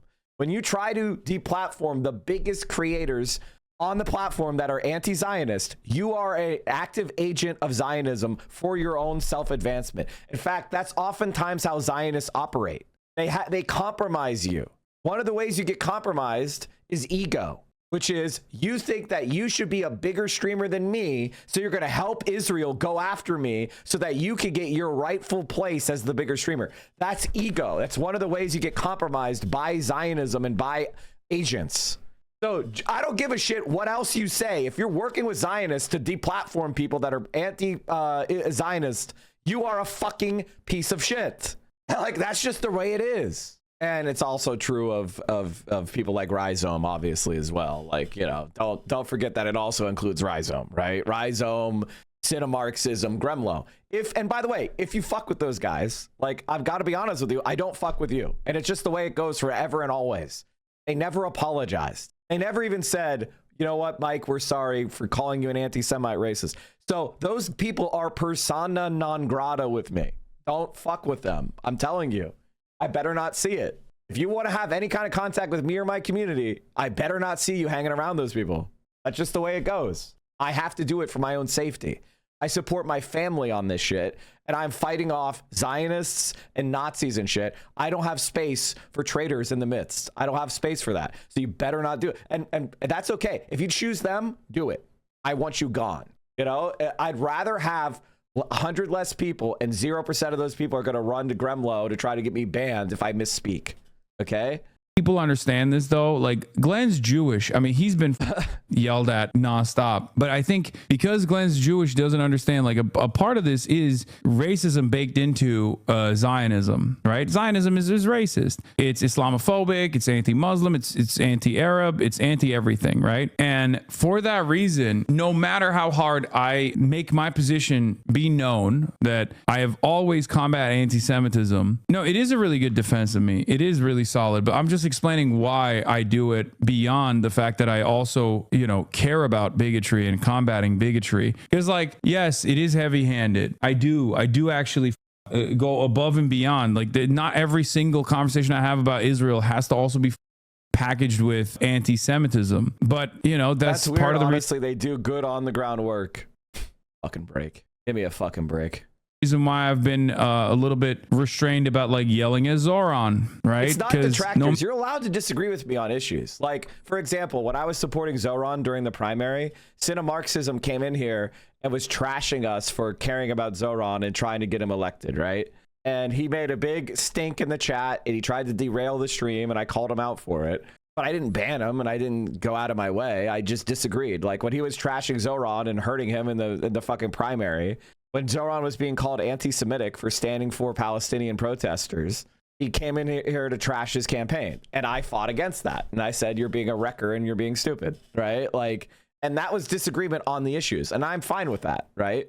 But when you try to like stab me in the back and get me banned for being anti-Semitic and claim that I'm a bigot, I think at a certain point, I can't tolerate that shit. That's not tolerable, especially coming from two white men. No matter what happens, like Zoran is a Muslim guy. He's brown, right? Same with Abdul. You have to go above and beyond to like overcome that racist trope, that Islamophobic trope. Doesn't even matter though. It just like doesn't even matter. I don't necessarily think any of these people give a shit though about the truth. They were also trying to jacket you as transphobic to the point I was having to deal with misinformation in Plattner's campaign Discord from shitters slandering you. Super ironic now, given the tattoo and all.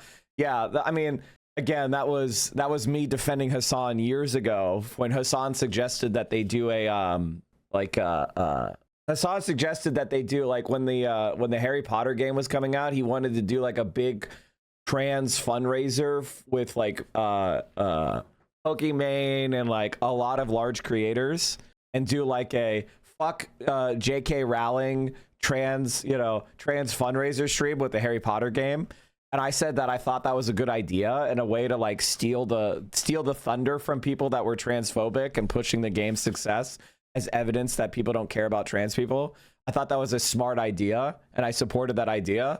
And they tried to say that I was a transphobe and get me banned, even though it's like, what? It's like I'm a trans, and then they ran to Hassan's Discord where they spend most of the time slandering me. And again, it was because I was supporting Hassan's idea. I didn't even play the game or buy it.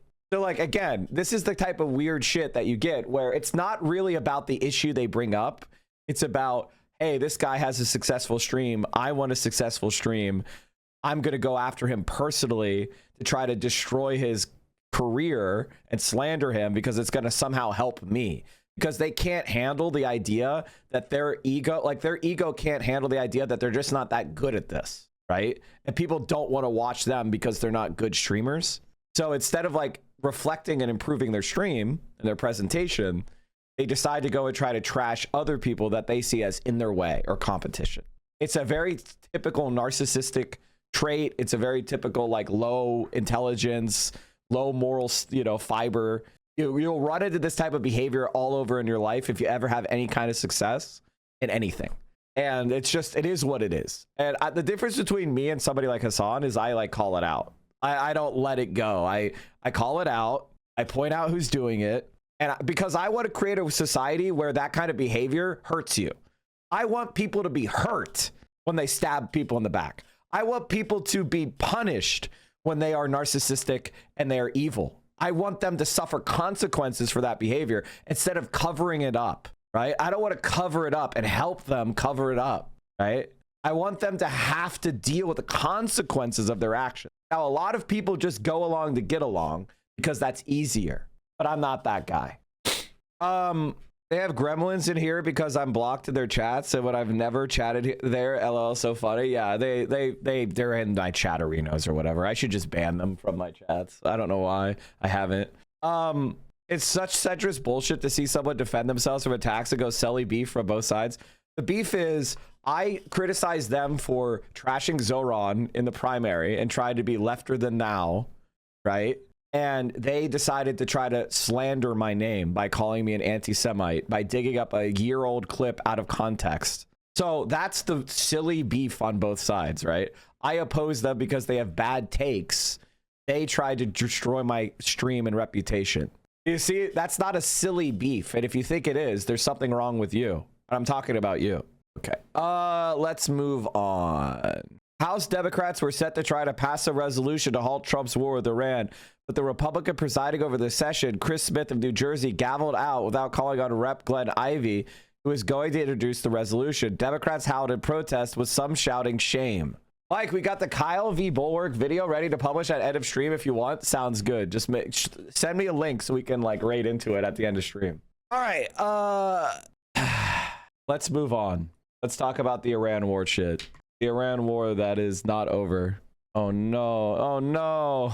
I had my title. I deleted my title. I am the title is all butchered. Hold on. We'll get this fixed. Hiring. Anyway. Any suggestion for weekend leftist politics streamers? You know who's been streaming a lot lately on the weekend that I've been watching? Yugo. Yugo's pretty good. All right. Can we just do one more drama thing that's kind of funny, which is Ethan Klein is obsessed with Hassan again. I was monitoring the freaking situation, right? And March posted this of me. I reposted it. Guess what? While I was in the process of situation monitoring, I became the situation myself. Sometimes you monitor the situation long enough and the situation monitors you. I was watching CNN out of nowhere. I'm watching CNN out of nowhere. I'm on CNN. Okay. How the hell does this happen? How the hell does this happen? And the dude is sitting next to me and he's looking at me. Okay. Dude is sitting next to me. There's a guy next to me and he's looking at the screen because he's also watching CNN. And then he turns around and he looks at me and he's like, is that, he starts smiling. He's like, is that you? And while he was pointing at this screen, what's insane about it is that my quote that was chopped in half from Dana Fash is on screen. And I'm just like, I was just like, what are you going to do? But the thing is, probably, I'll be honest, probably one of the worst situations to be in, as is the case with most people. He wasn't exactly elated about CNN to begin with. So CNN, he didn't really like too much. Dana Bash, he didn't really like too much. So automatically, he had a positive opinion of me, which is awesome.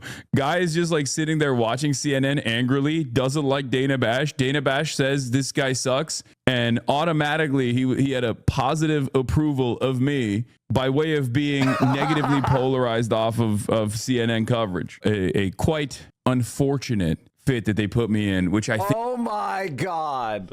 Hassan never wear shoulder pads again. Hassan never wear shoulder pads again. The thing about Hassan is he has a normal size head. The thing about Hassan is that he has a normal size head. So it's not that his head is small, it's that his body is large.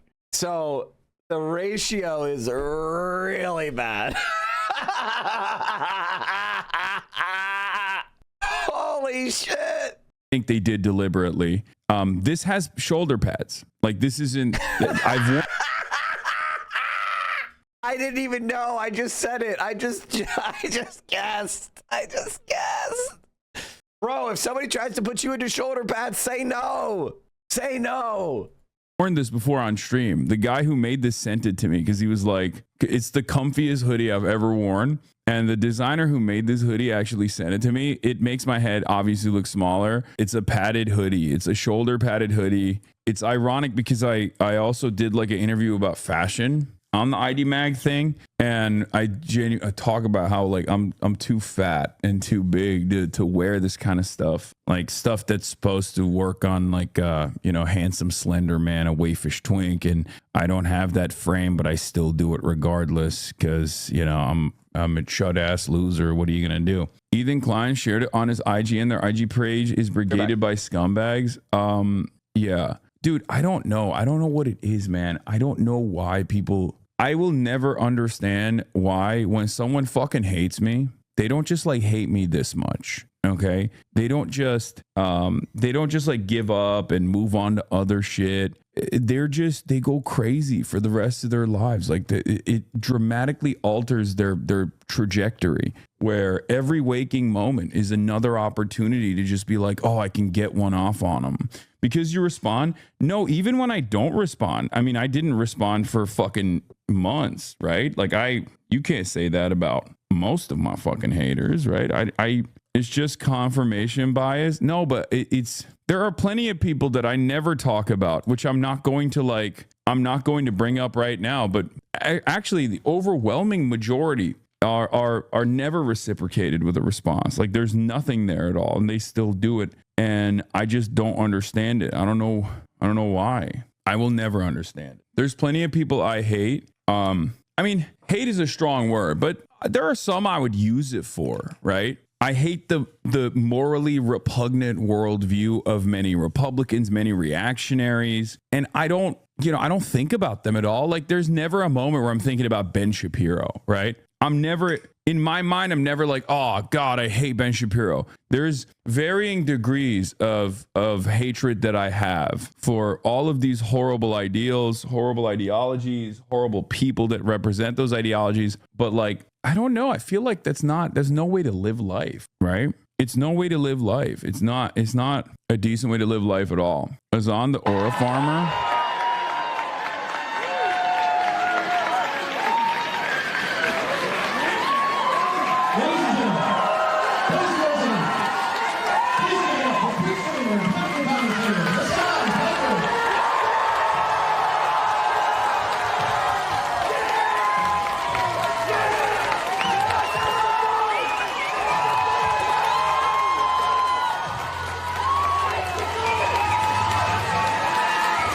Your ass needs a haircut? Look at the back of your head. I know. I gotta get a haircut.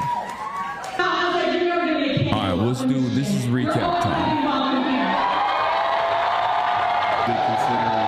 First speech was, let's be real, kind of low profile and kind of mid, right? No disrespect to MSU. I didn't bring it. Luckily, everybody else did, right? Because I didn't know what the vibes were going to be like. I've done these sorts of speeches on my own, but I never know what the energy is supposed to look like, right? And what's interesting is, I got a decent understanding of it, and the second speech I brought it. But yeah, this one banged on the timeline. Look at this 1 minute clip from ASIN, 40,000 likes, bro. Look at that. Let's take a look. A battle brewing against not only the corrupt fascist forces of the Republican Party, but also against do-nothing Democrats that would rather sit there and collect paycheck after paycheck and fundraise from corporate donors that put your interests second to the interests of those very same corporations that poison your water as they sit idly by, that make sure that every single piece of productive output in the wealthiest nation on earth goes back to our massive military industrial complex that only brings about death and destruction overseas. Because remember, every single dollar that is... Why do the Zionists, when Israel finally collapses apart from them, ones that should be charged? I mean, the answer to that is we have to prosecute the war criminals and put them in prison. And we probably need to have an international tribunal and execute some of the top end decision makers, similar to the Nuremberg Conventions. And then there'll have to be a collection of some sort of reparations from their assets. So like anybody who supported Israel in America, for example, should have their assets seized for a reparations fund for the Palestinians. So this is kind of what I would do. Now, if somebody was like supportive of Zionism, like for example, Ethan Klein, like I think that Ethan Klein should probably have his assets taken. Spent on a bomb is stolen from each and every one of you. Yeah, the room was crazy. The room went nutty. You got mocked by Summer Lee. Sorry, guys, you're comparing me to a legend. Okay. I look, I don't like a lot of politicians, as you guys know. It's not a big secret, right? I'm very critical of our politicians, but there are some politicians who I just fucking love. Okay. Summer is someone that I want to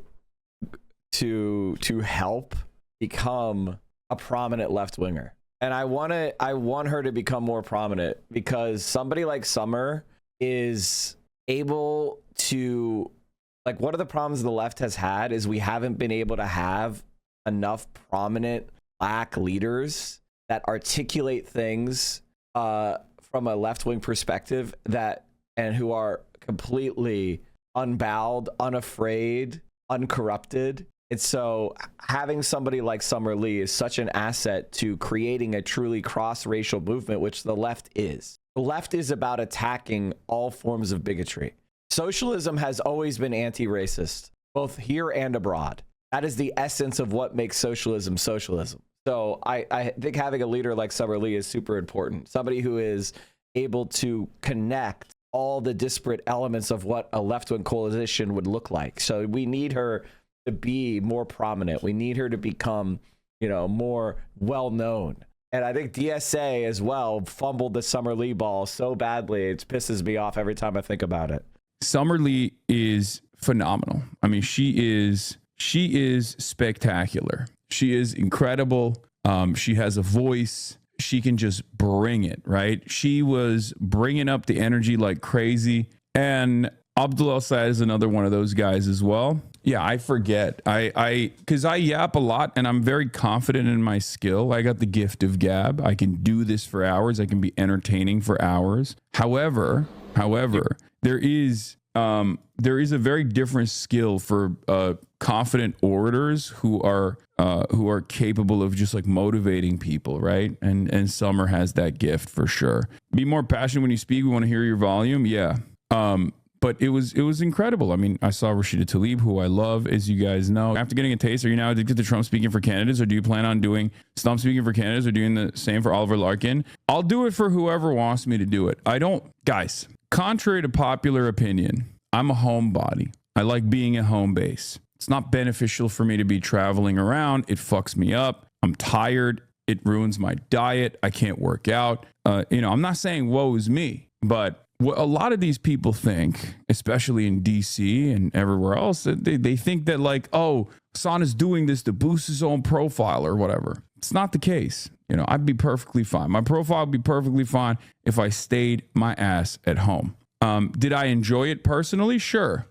Is this something that I look forward to? I wouldn't say that. It's the same with candidate profiles, right? I don't really like doing candidate interviews and candidate profiles. I do it out of necessity. The reason why I do it is because there are candidates who I trust. There are candidates who I like for a better future in this country. We're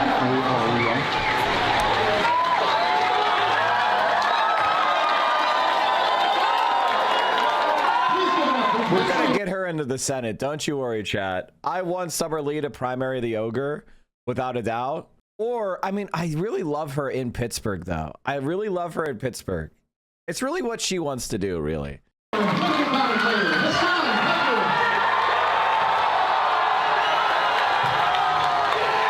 Oh, Jake Paul did blackface. Nice. Yeah, bro, when I said like the Jake Paul did blackface nice, like Fox News gonna clip that. Like that's literally what's happening. It just doesn't make any fucking sense where I'm like, well, you're Fox News. Like, what do you mean? Right? Faz Shocker was on Fox News this morning. And then they were like explaining to Faiz that it's really bad. I'm a Republican panelist at the Republican News Network defending the Republican regime. And let me tell you exactly how bad it is to identify your movement with a guy like this. And it's like, I don't think you're giving us good advice.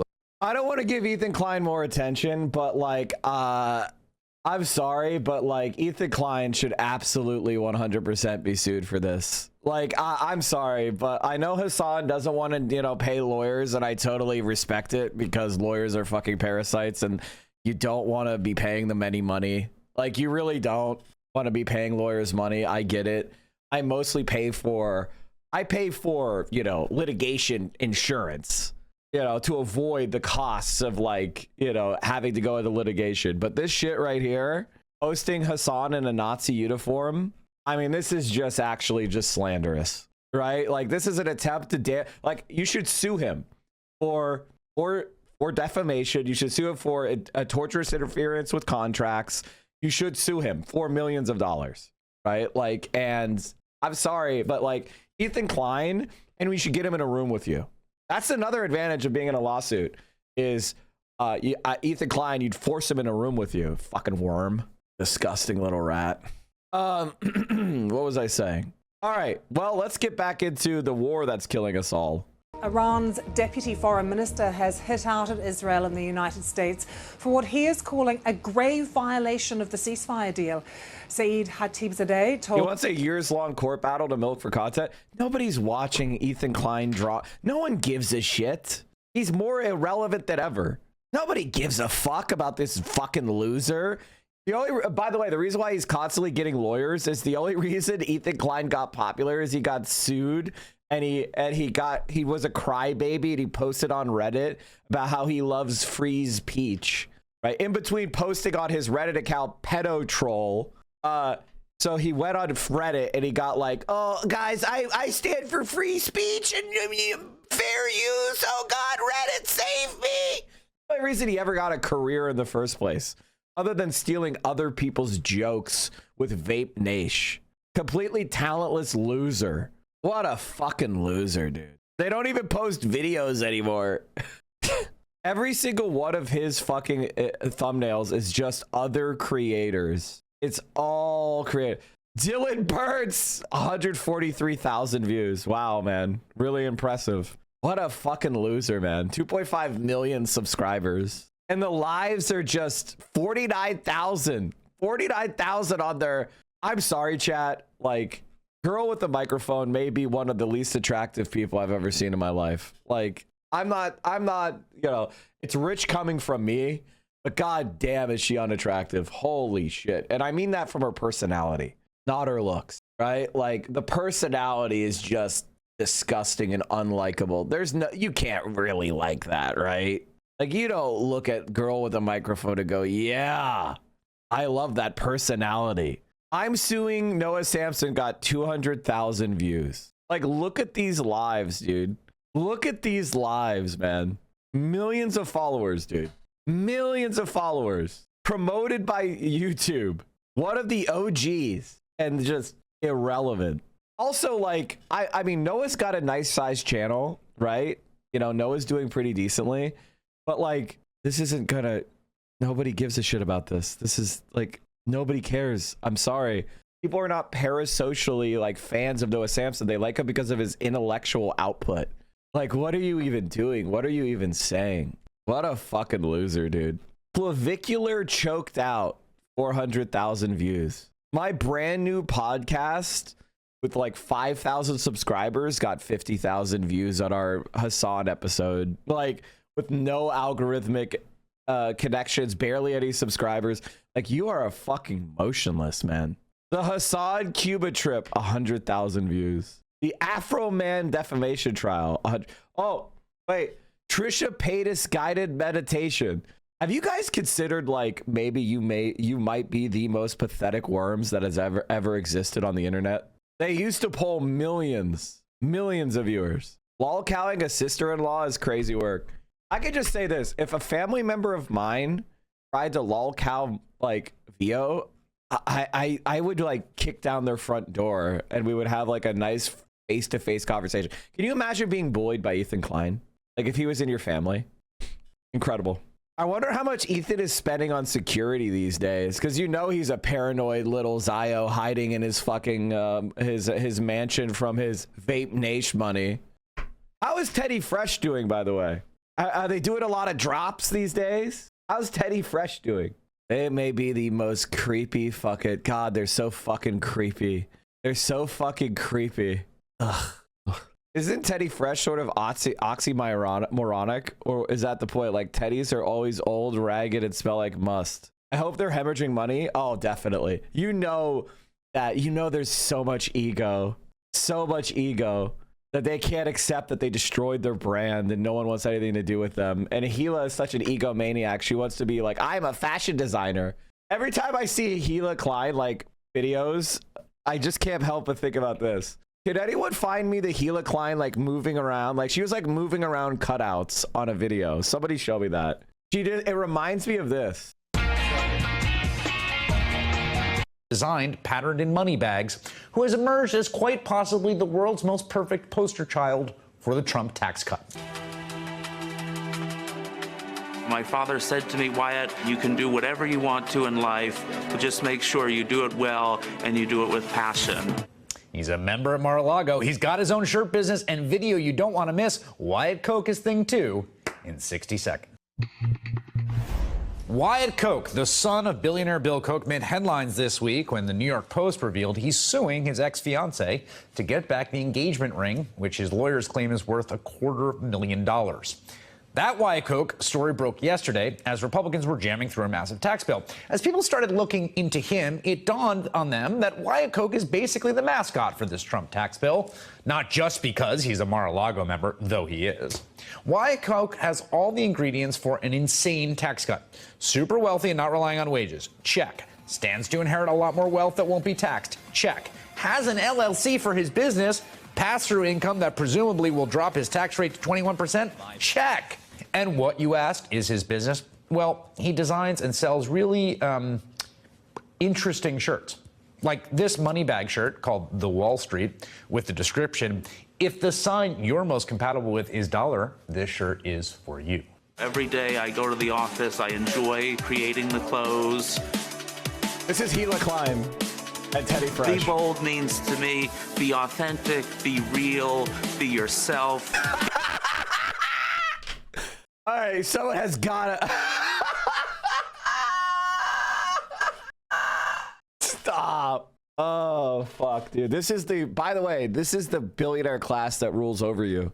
Libertarians will say this man is better than you because he has more money than you, and the markets are perfectly efficient. Holy fucking hell, dude. So this is Gila. This is what Teddy Fresh basically is. Teddy Fresh is Gila Klein was bored. And so they poured a bunch of their like YouTube winnings, because that's what they were. They won the lottery. It's not like they had talent. And they poured it into Teddy Fresh. Like, that's what this is. So now Teddy Fresh, I mean, maybe when they were like popular, it like made some money, or maybe even broke even, because they, you know, they made the clothes in like the worst sweatshops in China, right? Back 20 years ago. Yeah, I'm sorry, 10 years ago, when, you know, conditions weren't as good as they are now with G. And, you know, they bought, you know, and they did massive markups. So they probably made some money off of that. There would be nothing without Trisha going on their failing podcast. No, absolutely. Trisha is like somebody who's actually charismatic. Even though I'm not a Trisha fan, she at least has charisma, you know?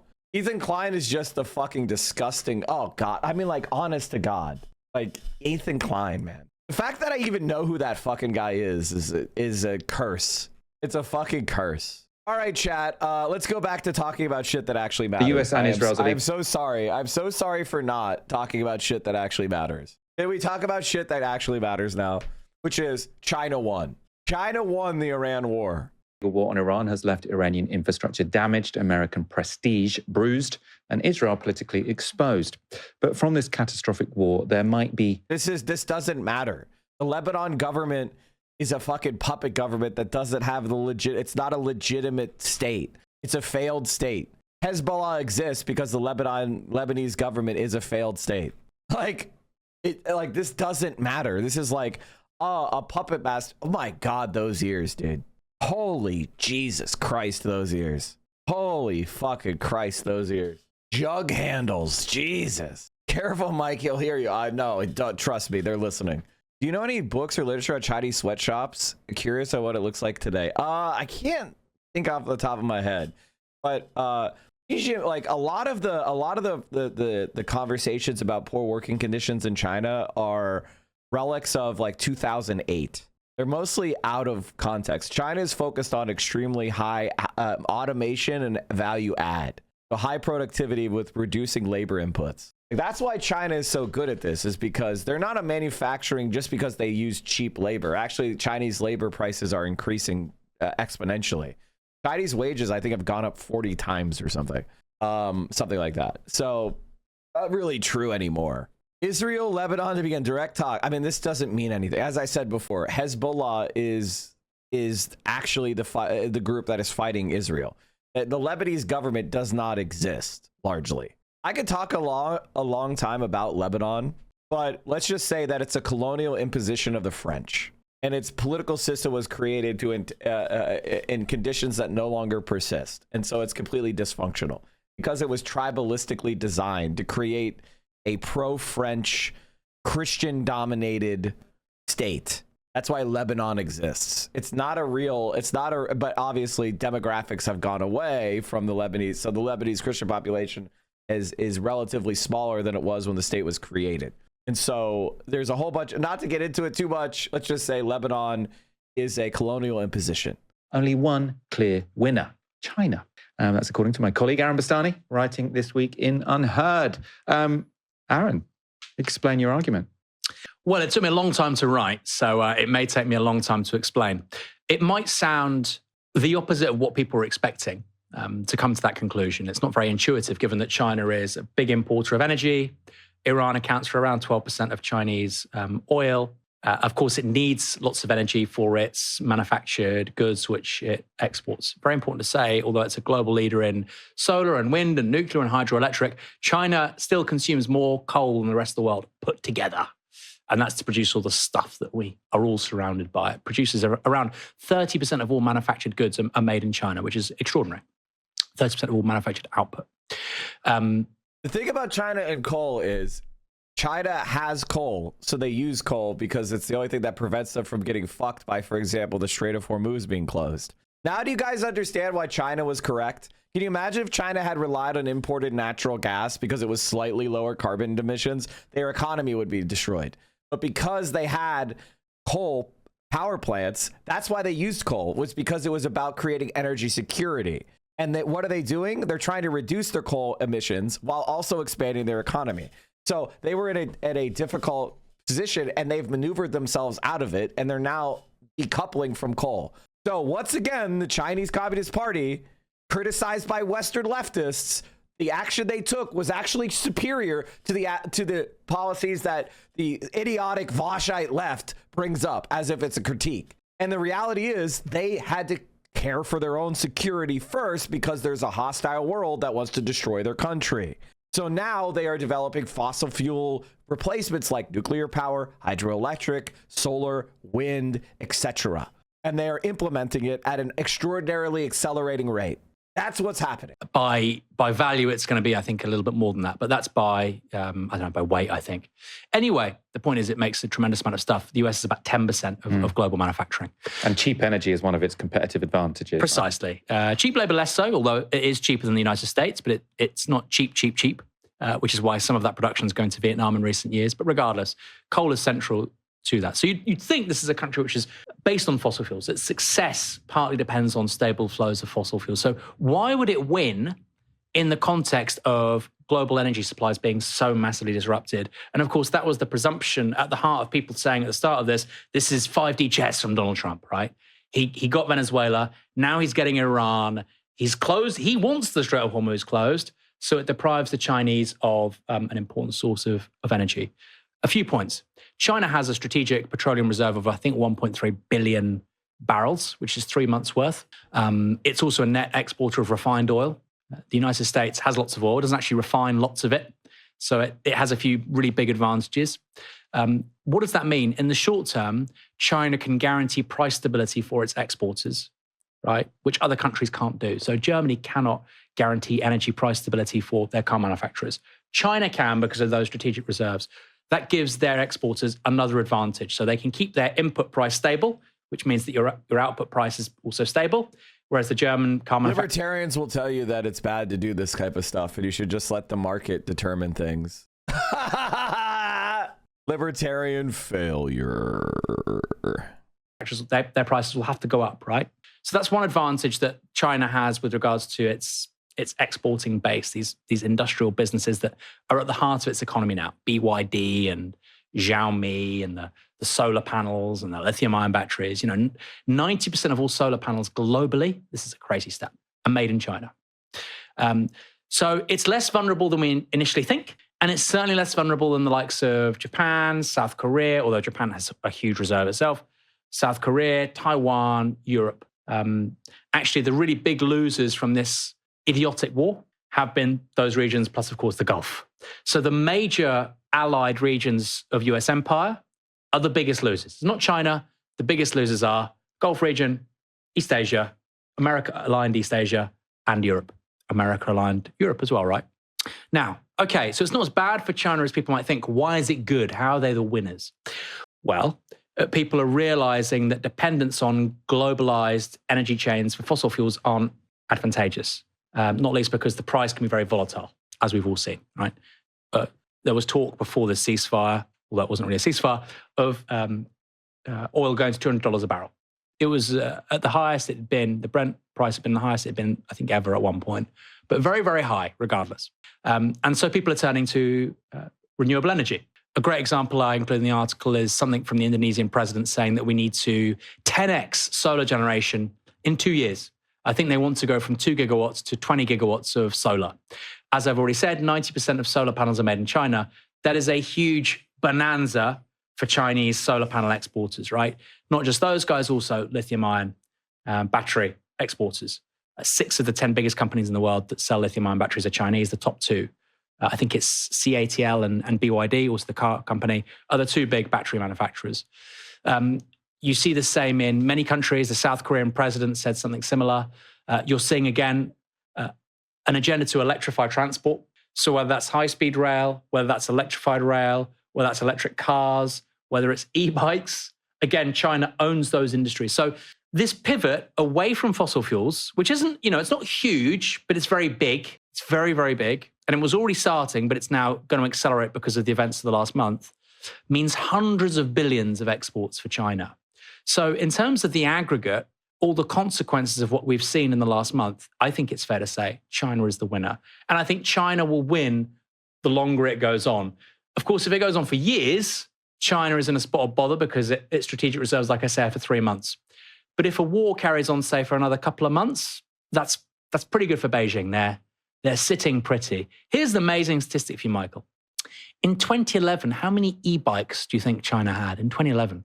15 years ago. 50 million. 140 million. 140 million. They grew their lithium battery market via e-bikes and then went to cars. We are living in a different universe right now. I think a lot of Westerners are not really aware of just how much more advanced China has become since Xi Jinping got into power. I think a lot of the conception of China that a lot of Westerners have, and Americans in particular, is from the pre-Xi Jinping era. And they don't understand how much Xi Jinping has focused on developing the country of China and kind of bringing in all the gains that were made productivity-wise and then applying it to the lived experience of Chinese people.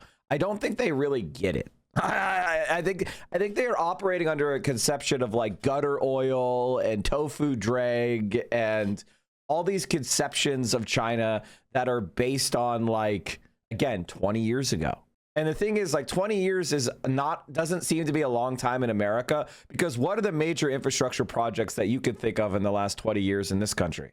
What are the big hydroelectric dams that we've built? What are the big brand new highways that we've built? What's the brand new high-speed rail that we've built in the last 20 years? There's basically nothing. But in China, they have literally built 50,000 kilometers of high-speed rail. They have built 14 ultra-high voltage power lines. We don't have any of those. DC, we don't have any of them. They have built more solar energy in the last year than the rest of the Western world has installed combined for all time. Like, I don't think people really understand the pace of change that's taking place in China. Because at any particular day, things look to be frozen in amber. But if you could zoom out even a little bit and look at China, it's unbelievable. And there's a stat I read, which is since the Communist Party of China has taken power in 1949, they have built 500 new cities. I think a lot of people, like, when you hear a number like that, it's like, it doesn't really sink in. It doesn't really sink in at just how fast socialism is transforming China. And I think a lot of people, I think a lot of leftists who also hate China or buy into the State Department propaganda, they think of a China from 20 years ago. They're not aware of just how fast Xi Jinping is changing that country. They don't get it. They just don't believe it. They don't understand it. And because our country has been kind of slowly rotting, and we don't conceptualize it. We don't conceptualize it. I want to show you this. It's like there's a a kind of like before and after stuff. Like here's a video from last year, just to try to like conceptualize In them. just 25 years, China has pulled off. Okay, this is not the video I wanted. Fuck! No. Maybe it was on TikTok. It was just showing a vertical satellite photo. This is a good example. Here's a good example. Chongqing in 1990. Okay, Chongqing in 1990.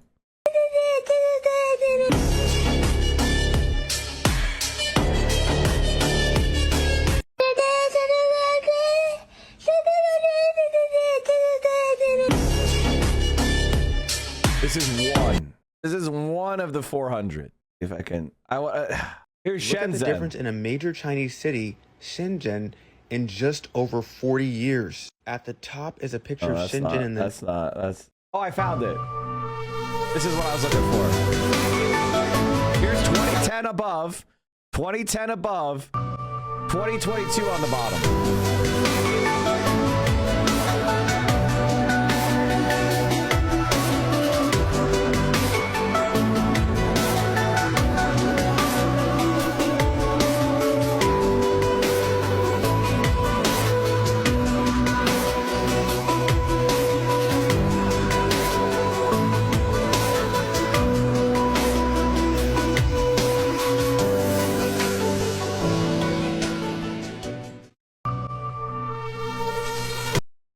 To be fair, half those buildings are being held together by string, and that is that's called the tofu drag myth. There's a specific construction company that committed fraud, I think in 2008, and they got caught and they got prosecuted. And every single propaganda video you see about China relates back to that one instance. Like, I'll even show you. Like, if I look up tofu drag, it'll show you. It's this exact, here it is. This is it. There you have it. It's all the same construction company, a single construction company. It's all the same construction company, the one event. And I don't know if you know this, guys, but America has building collapses and roof collapses constantly. Like, you see this like image right here? See this right here? It's the same thing. Tofu drag. It's the same building. It's the same company. Like, it's the same thing. It's the same propaganda. Tofu drag construction, China's poorly constructed buildings made with foundation and building materials that are poorly mixed due to a lack of funding. That's because the project lead and management swallowed up money due to rampant corruption and graft. Now, if you've ever watched home inspection videos from America, you understand that there's a lot of construction companies that do a poor job, but it's all the same exact building. It's all the same exact building, and it's all cope. And it's crazy. What is with tofu drag? Socialism 101. And this is the propaganda that's being pushed again. And it's all cope. It's all cope. And it's funny. Inspected a little while ago by a previous inspector. And just like all those contractor videos I show you, all contractors are not created equal. And all home inspectors are not created equal. That inspector would not go on this roof. Not only would he not go on the roof, he wouldn't use a drone. He just said, oh no, the pitch is too steep. I'm not going on the roof. I went on the roof, and let me show you why that's so important. I'll also show you the difference between my report and his report. Crazy. All right, so this home was just inspected a little while ago by a previous inspector. And just like all those contractor videos I show you, all contractors are not created equal, and all home inspectors are not created equal. That inspector would not go on this roof. Not only would he not go on the roof, he wouldn't use a drone. He just said, oh no, the pitch is too steep. I'm not going on the roof. I went on the roof, and let me show you why that's so important. I'll also show you the difference between my report and his report. Crazy. Now, okay, thank you for this. Thank you for this, chat. But like, for example, one of the things they talk about, and you'll see it all the time, it's called the collapse of the Lotus Riverside Block 7. And it's this, see this like salmon covered building that fell over during construction? This is what you'll see whenever you look up tofu drag. What happened is there was a subsidence of while they were constructing an underground garage, there was subsidence of a nearby riverbank, which caused water infiltration during construction, which led to the death of one construction worker, which is a horrible tragedy. But it was an engineering fuck up. They will talk about this. Yeah, that was a terrible video. I don't know why you guys linked me that. That was literally just him talking about another inspector, and that was not a good example of what I was talking about. But good try, I guess. Anyway, and so this is what you'll see. So Lotus, it wasn't even like that is an example, right? And what happened? What happened during the collapse? 6 people were convicted. A Shanghai court convicted 6 people Thursday in connection with the bizarre collapse of a nearby completed residential building in the city last June, sentencing them to terms ranging from 3 to 5 years on charges of causing a criminal major accident. So there was an accident. It led to the death of one person, and 6 people were sent to prison for it. And that's what people bring up as like, oh my God, I can't believe how bad the tofu drag construction is. All of things I just said are unfathomable. Stairs railings are horizontal. Again, looks like a letter to children. If I don't physically stand on your cabinets, you're not getting the top-notch experience. You're not getting the Inspector Night experience. This is damaged, and this is damaged. And this one ain't got a light.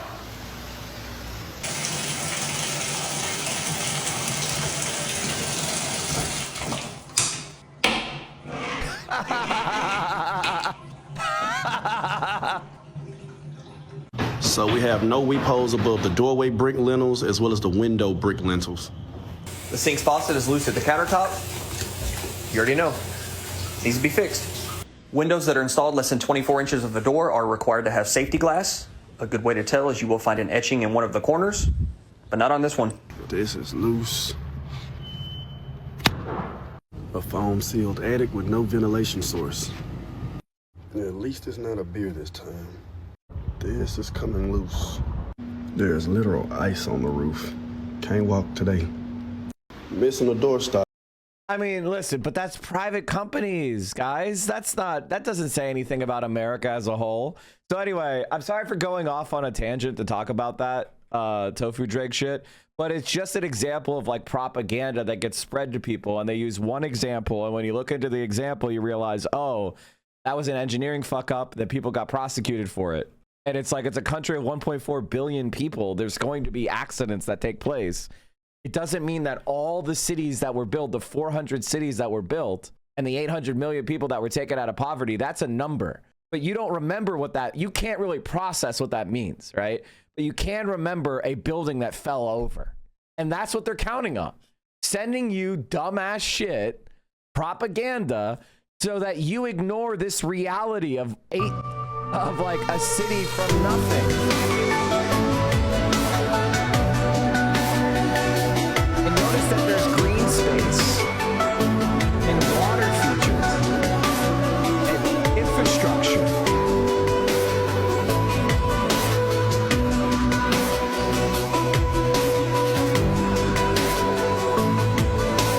Again, 12 years. Be lucky to get one apartment building built in 12 years in America. And that's just one place. So, you know, I bring this up not because I'm trying to like propagandize for or worship China, but rather to say, hey, Americans, get your fucking shit together. We could live in a better society too if we get control of the fucking capitalists and get control of the money and start spending on our own people instead of the military and wars. And we've only just begun to realize it. How have I found out? I think I'm quite informed about these things. How did I find out in 2026 that there were that many e-bikes in China 15 years ago? They've stolen a march on us with regards to the core technologies of the next 25, 30 years, particularly electric vehicles, but lithium-ion batteries. You know, this is such an important technology. And not only have they secured the out product of the actual lithium-ion battery, they have the complete supply chain. So on things like cobalt, Chinese companies, Chinese firms basically account for around 50% of ownership. Much of that's coming from Congo, but a lot more of the refined product of cobalt. You need cobalt to make the diode for a lithium-ion battery. Other metals too, tantalum I think is one. Again, they have a lot of the supply chain. So China made a bet on these technologies. They've been proven right. And like any bet, if you put a lot down and you're proven correct, you take even more back. Meanwhile, the Europeans, the Americans have made some bad bets. The Europeans, I must say, have made a ton of very, very, very bad bets. And so we're in a bit of a pickle. So we're the biggest losers, I think, alongside the Gulf, but it's China who are the big winners. You know, so when I saw the title of your article, I was assuming it was going to be more sort of about politics and diplomacy, because I think many people are looking at it and saying, well, if America is losing its allies, and if America looks like it's lost prestige, then that automatically increases China's relative political power, diplomatic prestige, because its main rival has done a whoopsie. Yeah. But you focus more on sort of the economics of it, the industrial power of China, and how this war is going to speed up the green transition, which China is the country which is most likely to benefit from. Do you think the industrial element is more important, even if the political diplomatic one is talked about more often? I think that the moral authority and the military aspect of this is an outgrowth of this incredible civilian technology success story, which is not how we look at stuff in this country, right? When we talk about Britain's soft power, we don't think about industrial production. When we talk about Britain's military capability, we don't talk about industrial production. But obviously China is going to nail it with UAVs and warfare, given it produces, I think, 70% of the world's drones, civilian drones. It produces 500,000 drones a year. Imagine if you turn that to a war economy. I mean, they could produce tens of millions of drones quite quickly, I imagine. You know, America can't cope with that. So just to repeat what I said there a moment ago, the moral prestige of China increasingly is going to become based on, yes, not being a warmongering country, but more so from the fact that, oh, wow, I've just changed my house to solar panels and a lithium battery, and actually within 8 years I get my money back. Oh, wow, I've got an electric vehicle and it costs basically nothing compared to what I used to pay. That's as a result of made in China. That gives the country a certain amount of moral authority.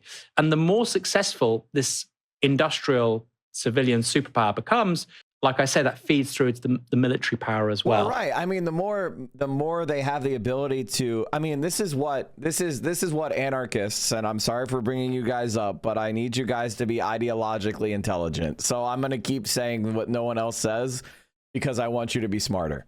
The problem that anarchists have is that the reason why the Chinese are, building socialism is because they're better able to work their will into the world, and that's what industrial power gives you.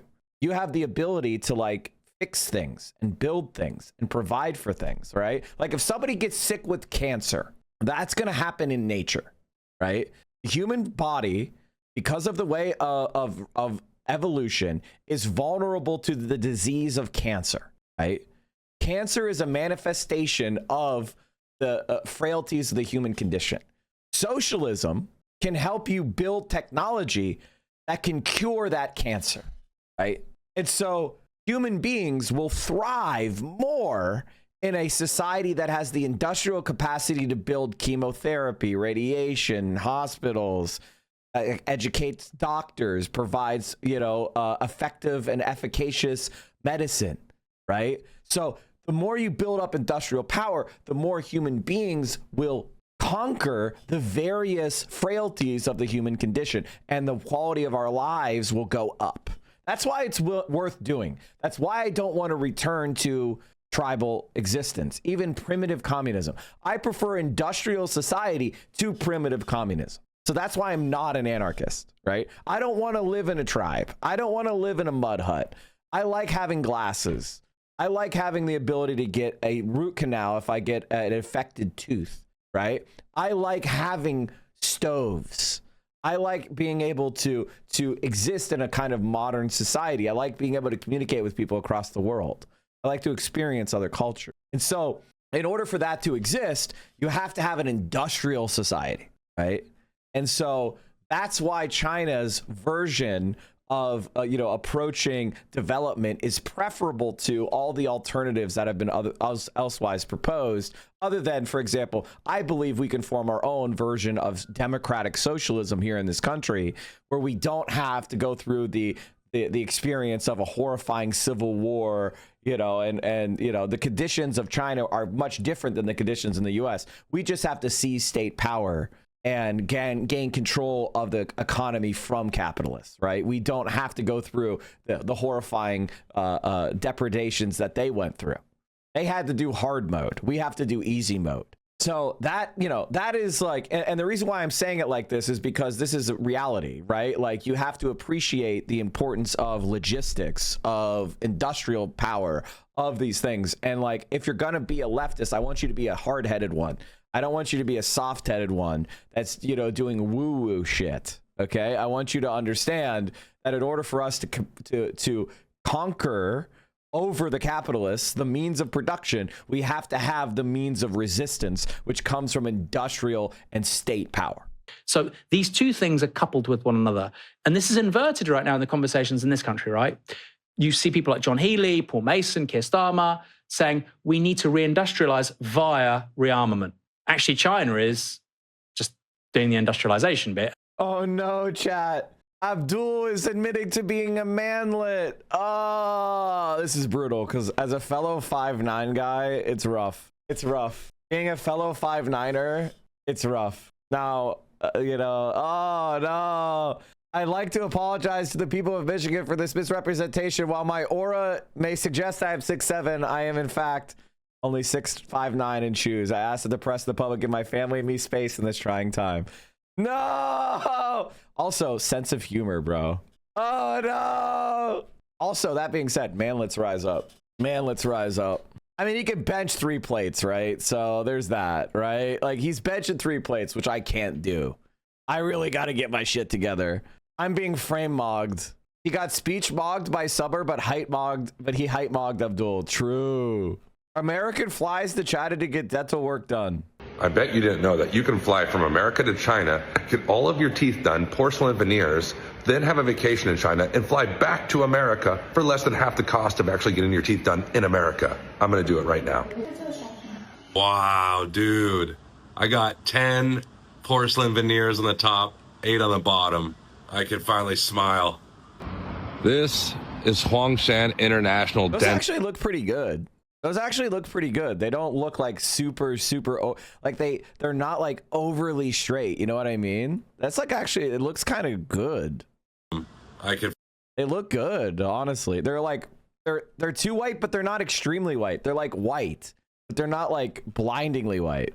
Finally smile. This is Huangshan International Dental Hospital. Look how big this thing is. This is a brand new high-tech dental hospital. It's the year of the horse, chat. If you're wondering why they have a horse, it's the year of the horse. I came here to get brand new porcelain veneers to fix my teeth. They offer all-inclusive package deals, and they have their own in-house dental lab that saves you time and money, making it great for dental tourism. Dentistry tourism is a thing. People are flying to China to get their teeth done and still saving money. This is the genius right here. He did it all. So we start with a CBCT scan, which is essentially a 3D X-ray. Then we need to do a consultation on the treatment plan for my teeth particularly. And the best part about it all is you can do everything in English. Next was the intraoral scanning, where my teeth could then be uploaded and AI could be implemented to construct the perfect model for my teeth. So they just gave me a 3D printed model of what my teeth are going to look like when it's finished. A bit different than my rabbit teeth. I'm pretty excited. Let's see how it goes. The thing that was really cool about getting the veneers here is that it was pretty non-intrusive. Usually they shave your teeth down to like toothpicks, but here they did it just enough to where they could fit the veneers on perfectly.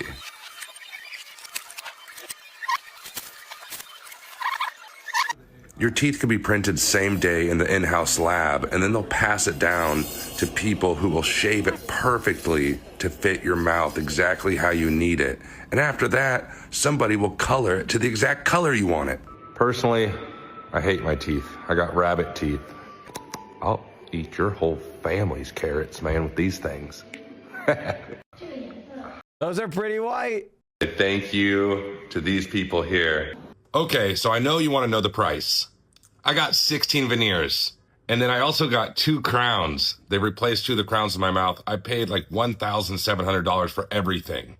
That's like over $15,000 in America for all this dental work. Crazy. So in America, for porcelain veneers, it's about $1,700 per tooth on average. Here in China, it's about $250 per tooth. But if you get a whole set, yeah, but our GDP is higher. It's more expensive for a tooth, so our GDP is higher. See, the Chinese, they don't know their GDP is lower because it's cheaper. You get discounted. 1,700, that's it. Yeah. I'm sure this is, I mean, I'm not telling you to do this because I don't know this facility, but that being said, to be fair, this is cheap for him. It's probably not cheap for a Chinese person. True. That's actually true. That's the advantage that America has as the global reserve currency. Because the dollar is the global reserve currency, which Donald Trump is fucking up, you could take our money, has really strong exchange rate value in places like China, right? Because we control the financial system, so we could extract value from Chinese people. You could do that. That's kind of the entire American economy, is extracting value from foreigners who do the actual work while we use our military to control the financial system. And that feeds through to much cheaper products that are very useful in a military environment. So I think we've got the last 20... encouraging us to go to China, right? And if we just so happen to get affordable healthcare while we're there, no harm, no foul. Listen, I can't tell you to do it because I haven't done the research, right? I haven't done it myself. I haven't done the research, so I wouldn't feel comfortable saying, yeah, I definitely do that. I don't like to suggest people do things if I don't know that it's the right thing to do, right? Like that would be wrong of me. That being said, I wanted to show you that because the reality is that the way people think about China is old, 25 years old, not reflective of the way they are now.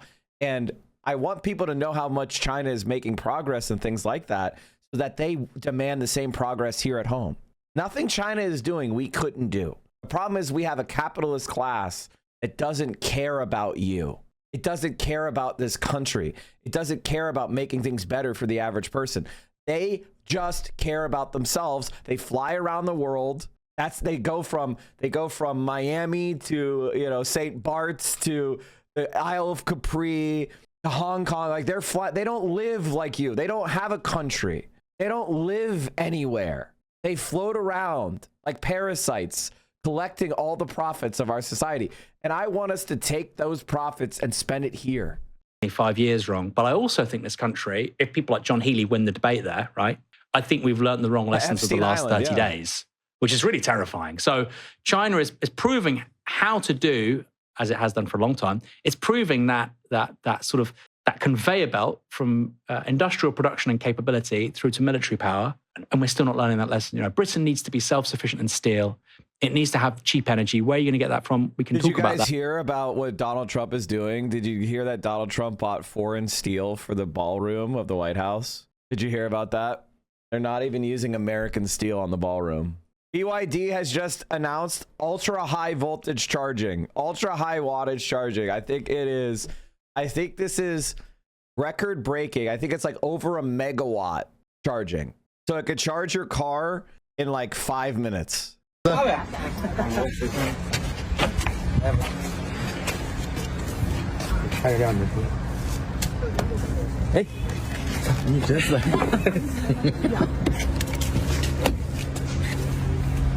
It's like crazy fast.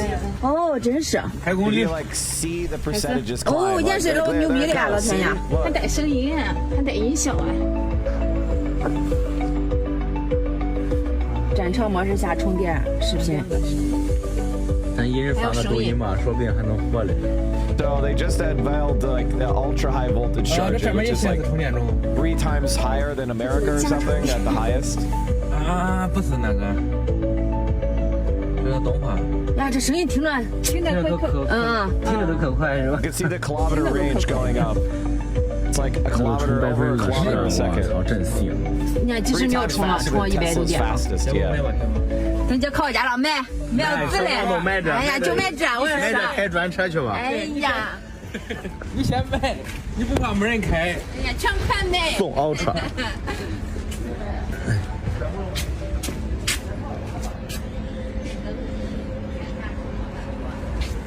那客户要真是想演示的话，就开过来让演示一下。真正的话， It's just the way it is. Like and America became powerful because we got industrial might first. Our country invested in itself with things like the Intercontinental Railroad, dredging ports, And then eventually the highway systems, and that's why America became powerful. America became powerful because we developed our domestic industry and we became the industrial powerhouse of the world. China's just doing the same thing. They're learning from the past, except instead of doing it for the interests of a capitalist class, they're doing it for the interests of Chinese people. And like, honestly, we're fucking cooked. There's never been a socialist country with the most advanced economy. And that is the reality. And so when we have that world, you guys are living in the period where a socialist country is going to have the most advanced economy. And we've never seen that before. Now, the Soviet Union caught up. They tried to catch up, but they were the backward country of Europe. So, and they caught up very close. They became a superpower, but ultimately they were contained and they were separated from the rest of the world economy. China is not. And that's the first. The most developed economy being socialist and not being disconnected and sanctioned by the rest of the world. And that is the new world we're living in. That's never happened before. This is a nice car. Yeah, this is perfect. Look at the screen. Some people were saying that it degrades the battery faster. Probably. That sounds about right. That's a lot of power. But it's like, you don't always have to do that, right? It's like, you don't always have to do the super fast charging. You just do it once in a while, right? Like if you're on a road trip, you know, and then you do you do it a couple times a year max. You don't have to do it every day. You could just do trickle charging or level 2 charging most of the time, right? You don't have to do, but if you need to, you can. That's just an extra capability. And I think they're developing new battery tech as well. I know. Yeah, you got another screen in front of you too. Yeah. Oh wow, do you see this dude? Yeah. He has a screen, his own screen in this. No, it said it has features that haven't even been considered. This is beautiful. Wow. What is this? This is a BYD. It's the Chinese EV. What a nice car. You can't buy them in the U.S. because they're cheap and efficient and good. Yeah, we wouldn't want to destroy the American. You can only support or Elon Musk. You can only support Musk for electric car. I love the double screen. Oh, guys, do you understand the opportunity? Like, this is, I mean, do I even need to say it? Do I even need to say it? Like, this is one of the things I hate about rad libs. And there's a lot of rad libs in the leftist movement, and they try to be edgy by being like, oh man, white people, like, they're not even worth trying to get. Like, you're so stupid for trying to think that you can convert white people to be like left wing, blah, blah, blah, blah, blah. And like, listen, it's without a doubt, white people are fucking more likely to be right wing as fuck in this country, especially right now. Donald Trump has successfully converted a lot of working class white people to terrible politics. But do you know what beats that? You know what? That's called a false consciousness. We could break whiteness. We could break reactionary beliefs. And one of the best ways to do that is like actual material experiences that break the bubble. But yeah, the Wall Street Journal car reviewer said this is the best EV in the world. This is a nice car. This is the best EV in the world. Oh man, the Americans are figuring it out. American tourists took a BYD Uber in Mexico. This is a nice car. This is perfect. What is this? This is BYD, the Chinese. You can't buy them in the US because they are cheap, efficient, and good. The Wall Street Journal car review said this is the best EV in the world. Because it is! We're not allowed to buy it. But that's what pisses me off so fucking much. Ford CEO drives Chinese EV as a daily driver. Yeah, I know. Don't even get me... don't even get me started, man. Don't even get me started. Ford CEO loves daily driving an electric sedan from a Chinese competitor. Yeah, I know. Don't even get me started. Don't even get me started. The American car industry is only existing because we have massive tariffs on BYDs, and they're basically impossible to get. And the thing is, they want to manufacture them in America. They have said, we'll manufacture. Let us open BYD factories in the U.S. We'll do the same thing Toyota does. We'll do the same Volkswagen does. Let us open factories in the U.S. We'll show you how to build them cheap. You know, like, but no. They're not allowed because they're communists. It needs to probably be producing at least some microprocessors in this country. These are the kinds of things we need to be talking about. Is it going to be self-sufficient in microprocessors? No. I don't think it should be, right? Should Britain be able to make 5% of its own microprocessor, needs? Should it be able to, at a bare, minimum, have enough microprocessors to help the MOD? Is it not probably? Is it not a bit all or nothing with? Because my understanding was that, so by microprocessors you're talking about chips, right? Integrated circuits. And my understanding with chips, the reason why Taiwan dominates the global market is because it's really goddamn difficult. And if you're good enough to build 5% of your own chips, you're probably going to be good enough to build 100%. So it's sort of like, do you really want to make 5% of your chips be a kind of shitty British version? Yeah. So the chips that TSMC make, the Taiwanese company, are these very, very cutting edge chips, the ones that you would see, for instance, in NVIDIA products. So NVIDIA designs the chip and then TSMC fabricate them. So does Samsung. I don't think Britain can or could make that stuff. You know, a fab lab for these chips is about 20, 30 billion US dollars, right? There's a lot of money. Britain should be able to make less complex chips that go into things like EVs. We already do, by the way, actually. I think we should double down on that. The French make them as well. So I think we should be able to make certain kinds of microprocessors that you need for UAVs, for cars. The cutting edge chips, no. And that's an important clarification, actually. You know, steel, we should be able to make these things, I think. Because the British model at the moment is to say we'll be a service economy with a big military, which is kind of the idea, I think, as far as I can tell. And you're saying that doesn't really work because you can't have a strong military without a strong industrial base. You can't have a military. I mean, you can't have a military. And this is really key. Look at the United States. So, and they're in a different situation to the UK, of course. How many kilos of rare earth metals do you think go into an F-35? 2,000. No, that's not 2,000. Okay, you undermine me. It's hundreds of kilos. I think maybe an F-35 doesn't weigh 2,000 kilos. Maybe it does. I don't know. But it's hundreds of kilos of rare earth metals go into an F-35. The United States have 2 months worth of reserves. Now, they're trying to change that, right? That won't be easy, though. And I think this is really key. So you can build, again, we don't have the political conversation around this stuff happening in this country.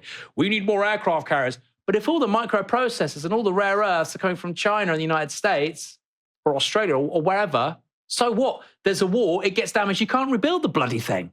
Right? But there's no conversation going on about this stuff. And that, to the credit of the Iranians, was the genius of their supply chains. They just said, we're going to focus on ballistic missiles. We're going to have the whole supply chain domestically. We can just basically produce infinity numbers of these things. That was a stratagem, and it worked. The stratagem in this country is, like you say, we're a service economy with a big military, which that model, I should add, is premised on US empire. We have done very well for certain parts of the last 50 years by basically having bits of US finance capital outsourced to London. We've done pretty well out of it, actually, or London certainly has. But the flip side to that was we need to be the subordinate for US foreign policy choices. We need to do everything they say. But maybe we don't want to do everything they say, as we're seeing right now with Trump. But we don't get that option if that's our economic model. So we have a military where we have no control of the supply chains. We have an economic model where we have to buy into insane defense choices made by our ally. I don't think it should be our ally by default. And none of this is working. And you can't solve one of these parts of the problem without solving the others. You can't say, we need to move, we need to rearm. I don't think we need to rearm. We spend 60 billion a year and we've got literally nothing to show for it. The French spend 10 billion euro a year less than we do. I think they have a much better military in terms of its outputs. And people are going to have these conversations. Maybe you want to save money. Maybe you want to spend less on defense, but you could get a lot more for what we're spending. So these three things, and as somebody who's on the left, these three things I think have to be understood through the prism of industrial production, which nobody in this country cares about, right? Everybody wants, Dragon's Den, a new widget for walking dogs or something. I mean, the argument that would potentially be made by someone who follows sort of Chinese political economy very closely is that they have, to have this fantastic industrial economy, yes, they've had a much stronger state than we have here, which is a fairly sort of left-wing thing to want. They also have a state which really doesn't concern itself too much with transfers to poorer people, transfers to disabled people, strong state pensions. They've decided that the purpose of a state is to increase the forces of production. Yeah. And they are much less generous when it comes to transfers, healthcare, sort of the kind of things that improve the quality of life of someone sort of that's not a bridge being built. Yeah. I don't think that's actually true. I think that China looks toward actually experienced quality of life versus like just focusing on transfers. And the reason why we focus on transfers is because that is a center-left capitulation to capital.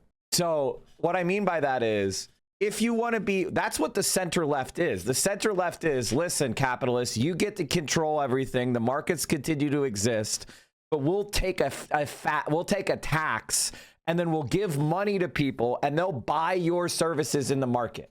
You still control the means of production. You still control the investments in the economy. You still are at the commanding heights, private enterprise, but we'll charge you a fee and then we'll give people money to buy things in the market. That's not the way the Chinese look at it. The Chinese think we need to develop the country. We have these objectives. What rational steps can we take to achieve those objectives? Sometimes that's going to be fostering private action and competition. Sometimes that's going to be state-owned enterprise. Sometimes that's going to be direct state action. So they focus in a results-oriented fashion, and they make calculations based on what are our objectives. How do we achieve those objectives? We don't do that in the U.S. We say everything that's left-wing is not allowed to be considered. Step one, any left-wing policy, state-owned enterprise, government action, all of that is not allowed to be considered. Okay, now that we're not allowed to consider any of the left-wing policies, what can we do to do left-wing ends?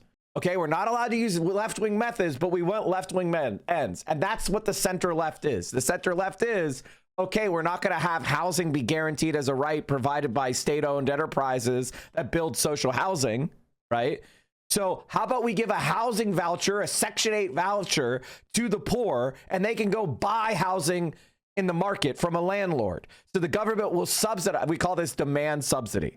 The government will subsidize poor people's rent so they can afford to go buy, housing in the market. That's what the center left is, okay? The center left doesn't want you to be left. Left is the government is going to take land, it's going to build housing, and it's going to say this housing is permanently affordable. And the rent will be based off of the maintenance. The rent will be based off of, the financing of this structure. And then, the rent, so the rent will be fixed based on that, right? And it'll be permanently affordable. It won't be, how much can we charge for this apartment in the market? You see? And the left is like, okay, this is a city of 1 million people. That means we need to have 500,000 housing units. I'm just making these numbers up. And it's like, how much, and every housing unit takes up 1,200 square feet, right? So that means that we need, this is how the left would do it. That means we need approximately, okay, what's 1,200 feet times 500,000? Let me get a calculator. 12,000 square feet. Sorry, not 12,000, 1,200 square feet. Let's just make it 1,000 square feet. 1,000 square feet times we have 500,000 units we need. So that means we need 500,000 square feet of living space, or whatever, right? Like, okay, 500,000 units. How much does that cost? Well, each unit costs $200,000. Okay, so we need to spend $10 billion or $100 billion, and then everybody in the city will have housing. That's how the left thinks, right? The center left and the right thinks, let the market figure it out. And then we'll see, okay, well, the market has figured it out and 25% of the people don't have housing. So let's give vouchers to the 25% of people that don't have housing. Well, the vouchers cost $10 billion a year or whatever the fuck, right? So after 10 years, the left wing has $100 billion of state-owned apartment buildings that everyone lives in, and the center left has nothing. You've paid out $100 billion of housing subsidies. That's the difference between the left and the center left. You guys understand? Like, if you've ever heard the phrase like center left, and you're like, what the fuck is the difference between the two? That is the difference between the two. The left wants to directly provide services and assets from the government to you. The center left wants to take taxes and give you subsidies so you can buy it from the market. And that's it. And that's it. And obviously the center left is much more palatable to capitalists because they're the ones getting the money, right? They get enriched from the center left subsidies. Now, is the center left better than the right? Yes. It's better to subsidize the poor than tell them to die. Okay? That's better to subsidize the poor than it is to tell them to die. But is it actually the best strategy going forward? No, it's not. It sucks dick. And mostly it blows and fails to accomplish its goals. And it's usually way more expensive than just doing the thing. And my guess would be that if we switched in that kind of direction in this country, I mean, people on the left and people on the right, basically the whole population would be saying, every party has now said the triple lock can't go. Like, can a country where no political party can get rid of the triple lock on pensions really redirect itself to invest in the productive capacity of the country when it's so controversial to cut any kind of transfer, which is, people can say, oh, we can spend less on defense so we can spend more on green energy. Like, the main outgoings of the state are transfers through welfare and pensions and the healthcare system. Now, that's not the case in China. I mean, it's particularly pensions, right? Pensions is, if you include, I think pensions by itself is 120 billion plus. Well, the NHS will be more than that. I'm just saying though, but pension-related benefits as well as I think about 160 billion. I mean, it's so. I'm talking in terms of the welfare budget, right? It's enormous. I actually think, what was the word you used in terms of cash transfers? Is that how you said it? Yeah. We could have fewer of these if you eliminate rentierism from the system. We have right, exactly. That's why the left is superior to the center left, because landlords are parasites. Financial institutions are parasites. They don't produce any value. So, like, a landlord is never going to be able to provide housing to you cheaper than a direct provision. That's what, by the way, Austria proves.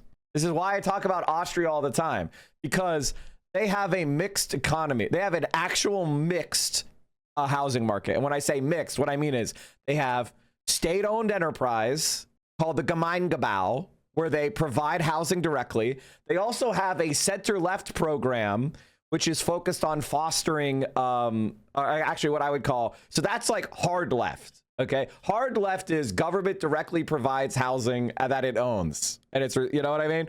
Then you have left, which is like things like, we're gonna create structures that provide community-owned housing that is permanently affordable. So that's stuff like co-ops, or limited equity apartment buildings, or permanently affordable nonprofit structures and things like that, where it is more like the tenants own their own building, right? But they can't make profit from the building.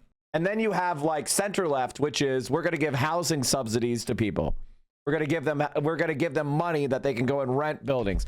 And then you have right-wing housing policy, which is, there's just going to be, people can own land and they can build housing and they can try to make a profit from it. The Viennese market has all of those things. But when you structure a market like that, guess what? Only about 25% of people are in the private market. Like the true free market housing is only 25% of people at the very top. Most people do not live in that kind of like libertarian, ultra luxury housing market. Most people live in the high quality social housing programs. So they have housing success because while they allow a capitalist elite market to exist for luxury, they don't completely ban that, right? Like the Soviet Union did. They have a very strong structure that competes directly with private landlords. So they can't compete for regular people, only the hyper elite luxury shit. And so everybody has high quality housing. And it's not that hard to do. So much rentierism. So it's like, well, I'm a renter and I need my triple lock because my landlord increased my rent. Well, if we got rid of landlordism to some extent, if we got rid of rentierism throughout the system of things like outsourcing, look at landlords with regards to small businesses. I can't afford to pay the NI contributions to my staff. You're squeezing me there. You're increasing the business rates. What's your biggest outgoing every month after your wages? Oh, it's my rent. I pay thousands in rent. My business rates are a tiny fraction compared to my rent. Okay, well, why is your rent going up? Well, my landlord just doubled it 2 years ago. Why? I don't know. He just said that's the market these days. If we wanted to, we could absolutely reconfigure the political economy in this country. You have to start with taking on the rentier. Now, that doesn't mean that Britain's a paradise overnight, but I think you can start to change the incentives and move in a much more positive direction if you do that stuff. And that is going to be... That's going to be the stuff that really upsets people, I think, because that's a direct attack on property relations. If there's somebody out there who's a landlord and there are 3,000 properties, these people exist, right? There's a guy called Dave Wells in Bournemouth. There's 3,000 properties. I think the state should seize them, and that's my view. That's what we call a hard left position. That's a hard left position. Why is that a hard left? Well, the hard left believes in what's called expropriation. Expropriation is when the state takes property from the capitalist class directly. Now, every government is entitled to do this. This is actually enshrined in international law that every state has the power to expropriate wealth from the capitalist class. In fact, it's even in the Constitution. Now, in the Constitution, it says that they have to be compensated. They have to be compensated when it happens. But it is a right enshrined in the Constitution that the government can take your fucking property. The state seizing all private assets is a moderate position. No, it's not. It's not. It's a far left position. But it doesn't. By the way, far left, does it sound bad? You're hearing the far left be described. Does that sound bad? I'm explaining politics in a way that Americans don't talk about it, which is, what does that mean when you say center left, left, hard left? People don't even tell you what that means. They use the terms, but they approximate them. They never actually explain it. They never actually tell you, unless you are in political science in college.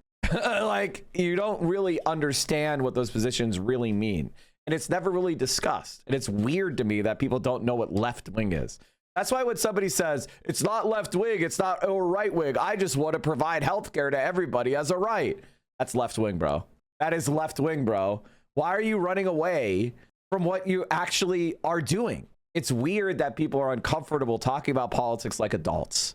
I think the local authorities should be able to put those at a much cheaper rate, right? And the point I'm making about all this is, I will support center-left positions sometimes. For example, Medicare for All is a center-left position. I know that it is a very good center-left position. In some ways it's left, in some ways it's center-left. It's left in the ways that if it abolishes private health insurance, that it's left, because we're seizing that entire industry for the state, right? But as far as like purchasing of actual healthcare, it's center-left. We are doing a demand subsidy. We are paying for everybody's healthcare that they get in hospitals, some of which are private. So Medicare for All is not a hard left position. It is a hybrid position between the left and the center left. That's why it's not that radical. Radical, a left-wing position on healthcare would be, we're going to expropriate every hospital and clinic in the country, and every doctor works for the government now. That's a left-wing position. That's a hard left position, okay? No one is proposing that currently. That's why people are able to say Medicare for All is radical, because the radical policies aren't even talked about. I just told you what they would be. And why are we not pursuing that? Well, I think a lot more people would be uncomfortable with seizing all hospitals, right? Like, I think a lot of people would be uncomfortable with forcing every doctor to work for the government tomorrow, right? A lot more people would probably be a little bit more squirrely about that, right? So Medicare for All is a good moderate position. The ACA is a right position. The ACA is a center-right position.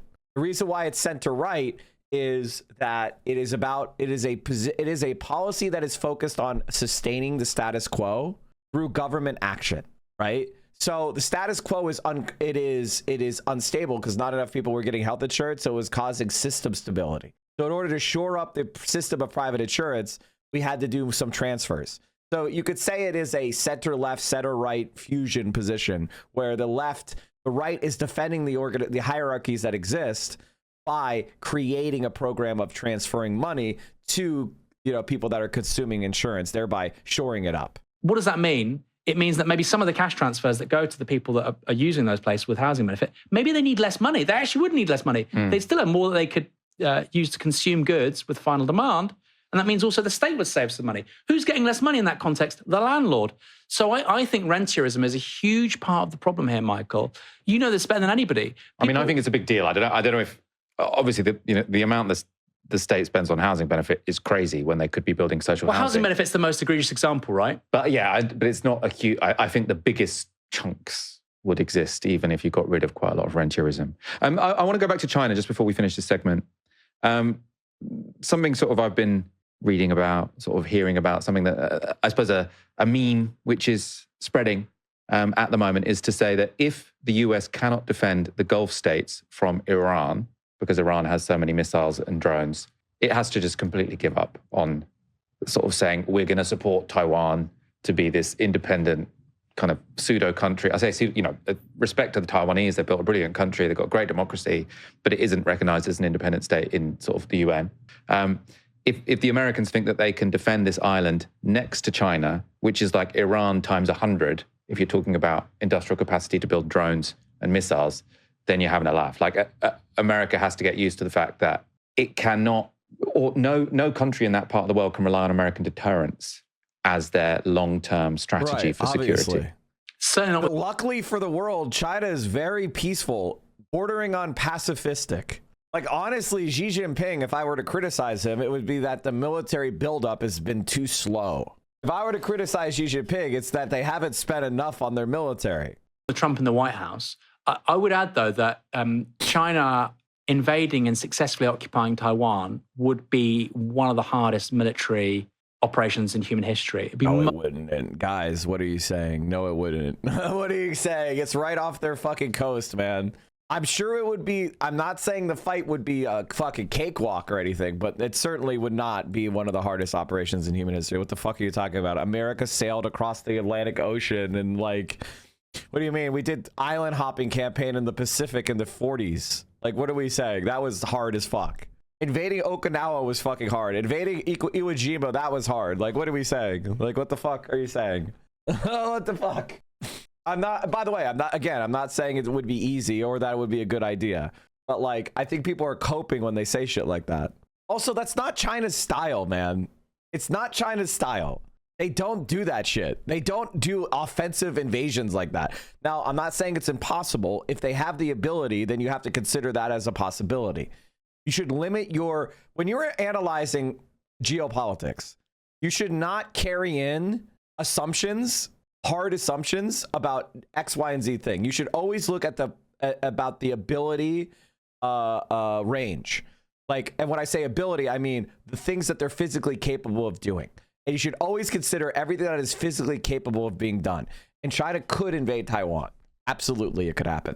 Now, I'm not saying, I don't think they will, because there's no indication that they are, they haven't crossed that Rubicon of, like, I'm going to do invasions to try to advance our interests. They haven't done that in decades and decades and decades. Okay, so I have a hard time believing that they're going to do it, because why would they? They're winning in the status quo. The thing, like, they're getting more powerful. Their soft power is growing. Their economy is growing. Their prestige is growing. Why the fuck would they do that? That's extremely risky. And the gain is minimal.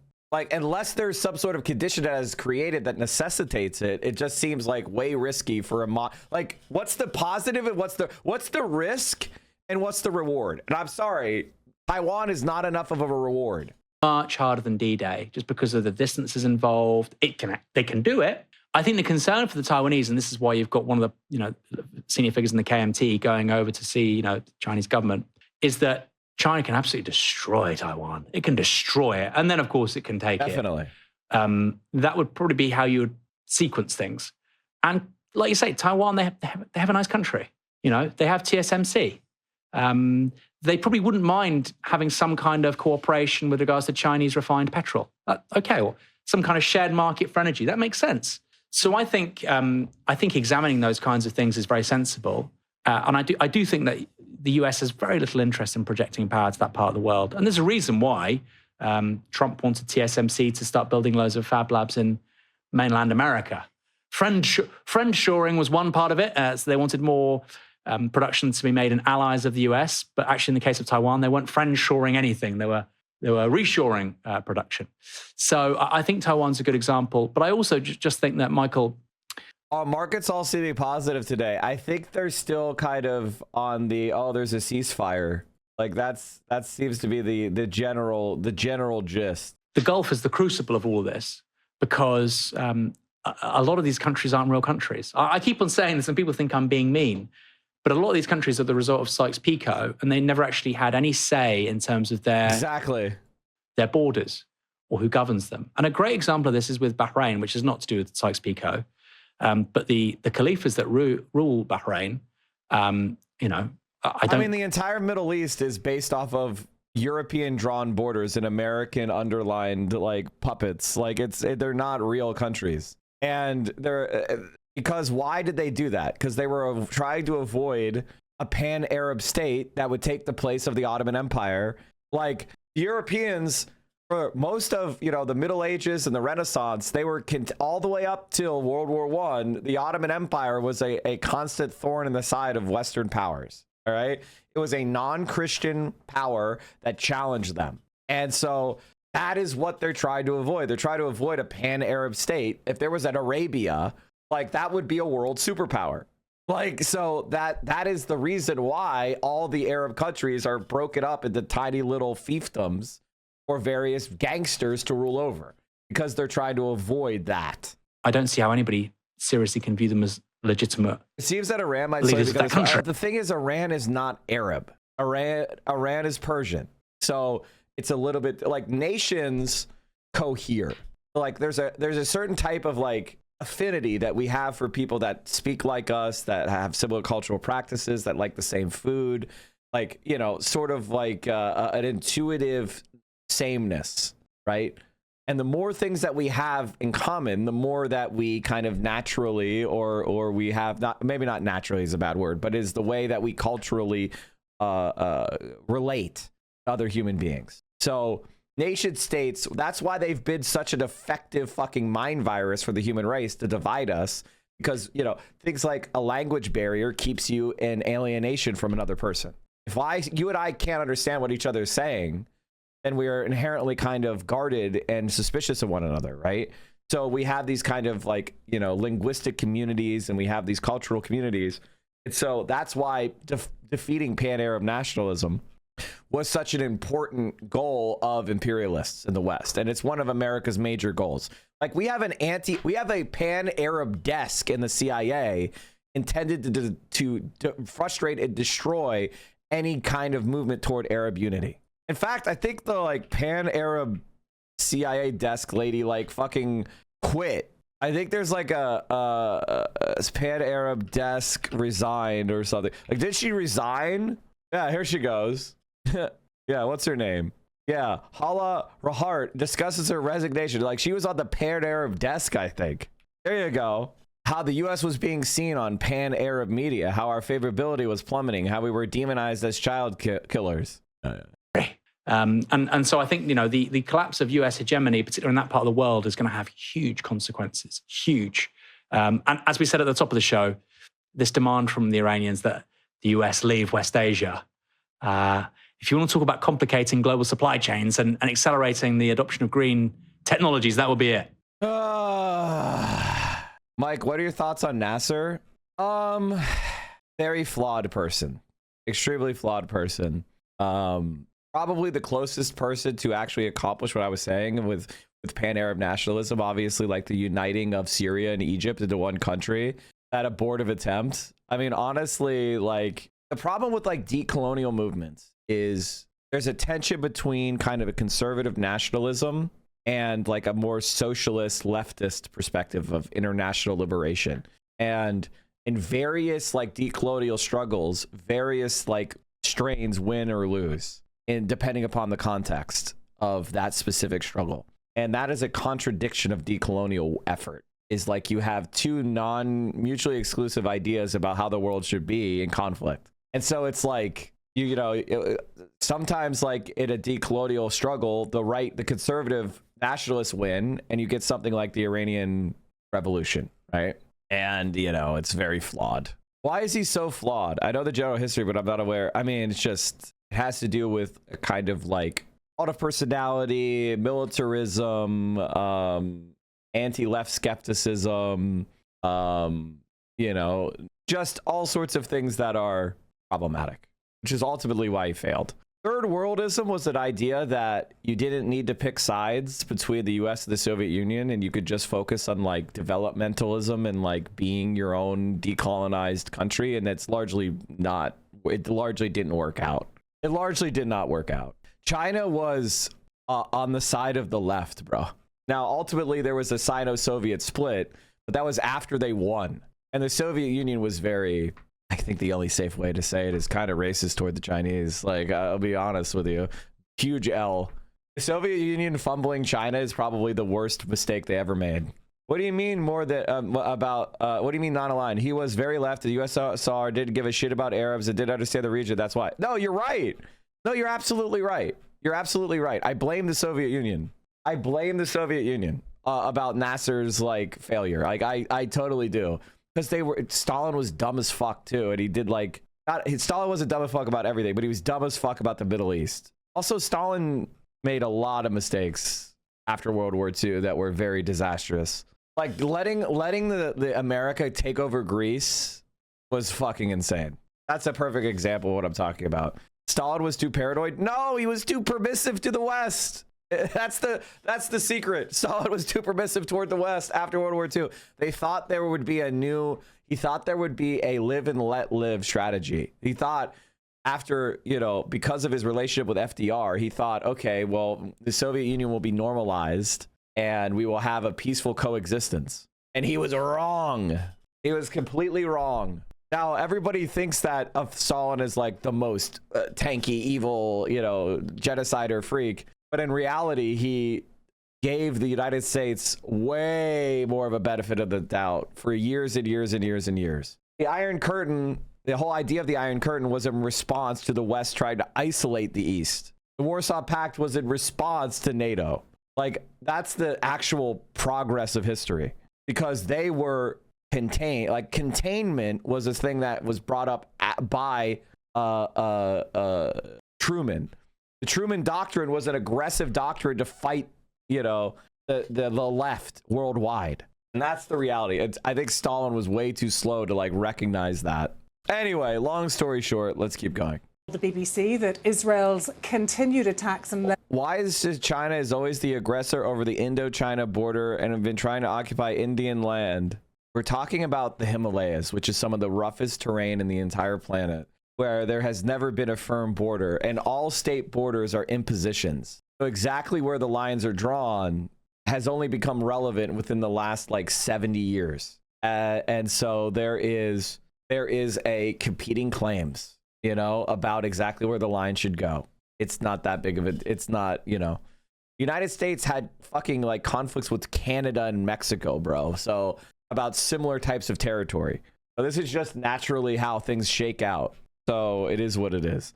Obviously, the United States tends to support India's claims because, China is our geopolitical rival and we hope to win India over to our side. I'm Lebanese American. I've been trying to explain to other Lebanese people that we need to be more Arab unity, at least Levantine unity, and possibly become a federation or so. They will require all of our governments to be completely different, but everyone tells me they don't want to unify with Syria, for example, and I get why, but it's not possible. The idea that there's a huge difference between Syrians and Lebanese people is... What can you say, folks? What can you say? What can you say? It's very similar people, very similar cultures, and very similar beliefs, and because they are. And it's not. I'm not saying Syrians or Lebanese people don't have any differences. Don't get confused. I'm just saying that it's the difference between an American and a Canadian. It's a lot smaller than people try to pretend. Okay, it's come on, come the fuck on. Oh, you're from Michigan. Oh, I'm from Toronto. Oh, I'm from Detroit. Wow, so different. So different. It's more like the difference between an upstate New Yorker and a Pennsylvanian. Exactly. That's exactly my point. It's not that much. It's not that different. Counter's wrong. I'm from India, Kashmir, and Aruna Chai Pradesh. I can say it. Takeover by China happened in 1967 under the KMT, not the CCP. Yes, I know. Don't even bother. Nationalist China did all sorts of shit, and then people go, this is why communism is bad, and then they name a nationalist Chinese thing. It's like when people are like, this is why communism will never work, and they describe capitalism. The people and cultures are basically the same across the Levant, but it's more that people are scared because they remember Syrian military incursions and assassinations in Lebanon. Lebanon's last real socialist, Kamal Jumblat, was killed by Hafez al-Assad. Yes, I know. I know that we have created these fucking polities now after decades. I was just saying that post Ottoman Empire, Lebanon and Syria and Jordan and all these constructions are products of Western imperialism.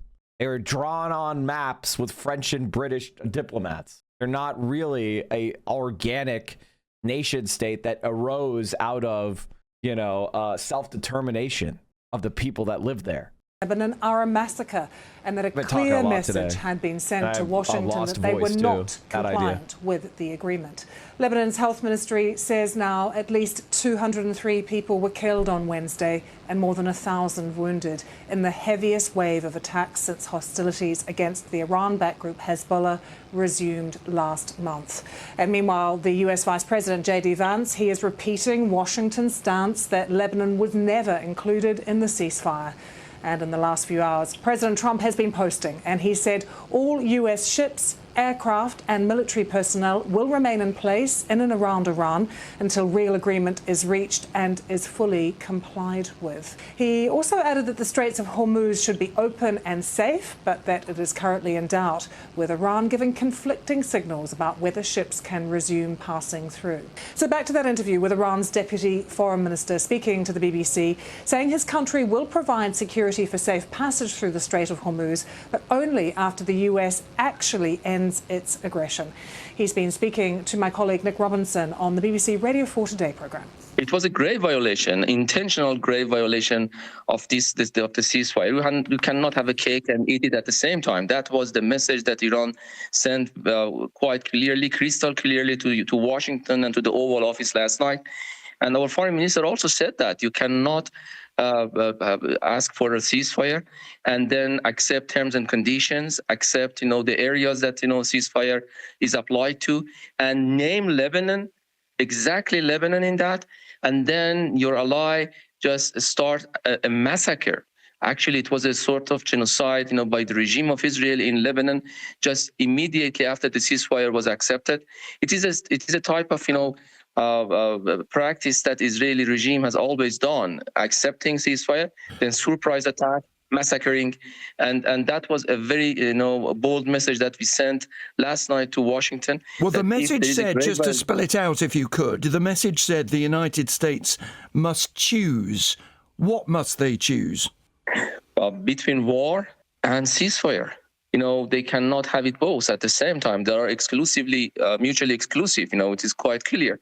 And if President Trump, as he tweeted, is interested in peace for the whole Middle East, and since Iran is committed to that, we ask everybody in the Middle East to be abided by this agreement that and this ceasefire that we reached with Americans, and we expect the Americans do the same with its ally, the Israeli regime. But what happened yesterday was grave violation, and everybody was watched. I'm sure that you are aware that Foreign Minister of Belgium was in Beirut, few hundred meters from this massacre, and he just tweeted that it was a surprise attack, and we were not, informed. We were not, actually detailed about that before the attack, and it was a catastrophe. It could actually end in more catastrophe, and this is the nature of this rogue behavior that we are seeing from Israel in the whole Middle East. Will you tell Iran's allies, Hezbollah, who get their weapons, training and support from Iran,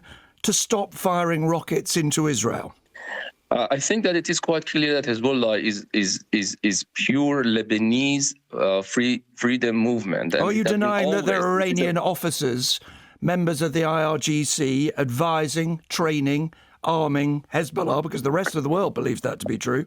Look, I'm not denying that, and I believe that the rest of the world has no actually saying, in BBC. Let me tell you something. I'm not denying anything. I'm not shy to say that we provide support to this, freedom movement and resistance movement. I'm telling you that they are not, this is not true that they are acting on behalf of us.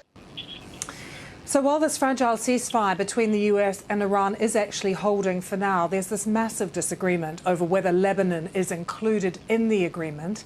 On Wednesday, we saw a barrage of IDF missiles fired across Lebanon. This was the heaviest bombardment of the conflict so far. Israel saying it launched 100 airstrikes in just 10 minutes. The Israeli military also saying it was aiming for Hezbollah targets, but many of these airstrikes hit densely populated residential areas where there is a high risk of civilian casualties. And you can see live pictures coming to us now from Beirut. Absolutely devastating, some of the scenes in Beirut today. People continuing to dig through the rubble as well. The Lebanese government announcing it would be a public holiday today, that they needed a day to mourn all of those who have been killed. And there are new figures coming to us actually from the government, just saying over 200 people were killed and 1,000 injured in those strikes yesterday. Well, overnight, Hezbollah says it fired rockets at northern Israel. It says in response to ceasefire violations. They've also threatened to continue attacks until Israeli-American aggression, as they call it, against Lebanon has stopped. Let's bring you more now with our Middle East correspondent, Lina Sinjab. She's in Beirut. It's fair to say that this is a country in trauma. There's a collective shock that the Lebanese have lived, even if they were not directly affected by the strikes, even if they survived these strikes. Many people are looking for family members, friends who've been affected by this. The scale is huge, and the images speak for themselves. The numbers are, the government says almost 200 people died, and that number is likely to rise because there are hundreds more are in hospital. Hospitals are drained. Yesterday there were calls for, aid for doctors to volunteers, for nurses, for blood donation. It's a chaotic, catastrophic scene that, controlled the situation all over Lebanon yesterday.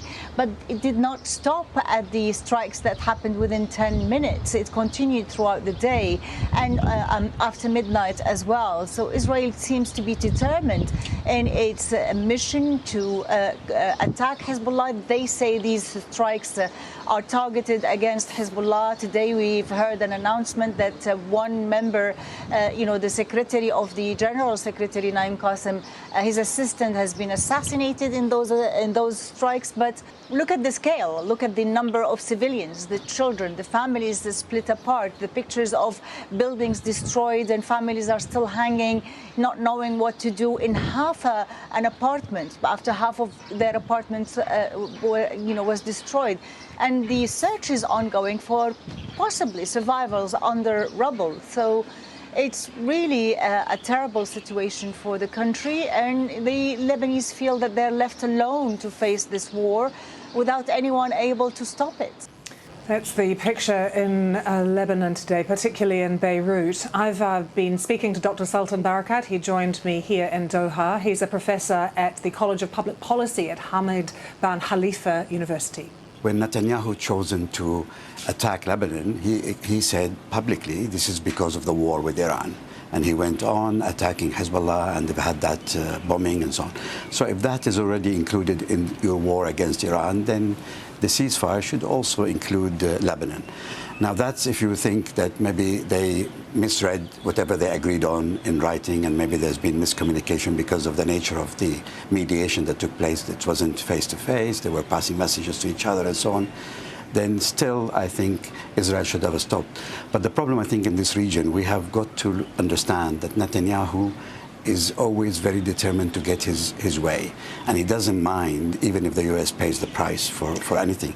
We had the same episode, if you remember, back on the 24th of June last year, when even after the U.S. had reached an agreement with Iran, he decided to send out... What is up with the Lebanese government? It's a puppet of the United States and Israel. And it has to do with the way that Lebanon's government was structured. I don't have some of my books here, but basically when Lebanon was created by the French, they created this tripartite division based on religion, and so it was like they attempted to create a government that was balanced between the Christian, Shia, and Sunni populations, and so it's like hardwired into the governmental structure. And that at the time of the creation of Lebanon, that was roughly the population of each group was roughly the same. Which is why Lebanon is in a position, because it was basically gerrymandered to create a polity that would be seen as like Christian and pro-Western, right? And they balanced the different groups between each other. Unfortunately, that construction is no longer relevant because the population of the various groups has shifted over time. The percentage of the population that is Christian is declining. but the structure of the government hasn't changed. So you have a very unrepresentative, sclerotic system that is largely controlled by Western and Israeli forces. So you have the government of Lebanon, but it's not really legitimate because it's not defending the state from the impositions and invasions of Israel. Oh man. What book? I don't have my books with me. I don't remember the titles. His bombers. But I studied a lot of Middle East geopolitics, when I was in school. So this is why I have like a little bit more of an insight there about why there's so much dysfunction. One of the problems with liberalism is that they like to hand wave over the world's dysfunctions and say they like to imply it's race without saying it, right? Whereas conservatives will just openly say it's race. The conservatives will say they live like this because they're lesser. Liberals will be like, oh gosh, oh shucks, we just don't know why. So, and then the left will say it's because of the legacy of colonialism, continued interference, and they'll show you the direct causal effects of why, there's areas of the earth that are not developed. And it's not intellect, it's not race, it's not culture. It is literally our impositions and interferences and de-development that we have imposed. And Trump then had to order him to send them back. So there is a pattern there where Netanyahu is probably unlikely to listen to him. But arriving here in Doha yesterday, there was a sense of relief that the ceasefire had been agreed. And now today, it seems the fragility of it has already been exposed. Absolutely. I mean, we went to bed thinking, yes, things are heading in the right direction. But this shows that there is very little good faith, really, in underpinning these talks. And also, it doesn't help the statements that came out from Trump recently. To talk about the forces are just resting and reloading means that you did not really engage in a ceasefire in the hope that you reach an end to this war. You are still using this again for the third time as a possibility to reload and launch even stronger attacks on Iran. Now, of course, the Iranians may be using it the same way because they've suffered a lot. But I think for the Americans, it must have been extremely difficult to continue attacking Iran from the sea the way they've been doing for a continuous 6 weeks plus.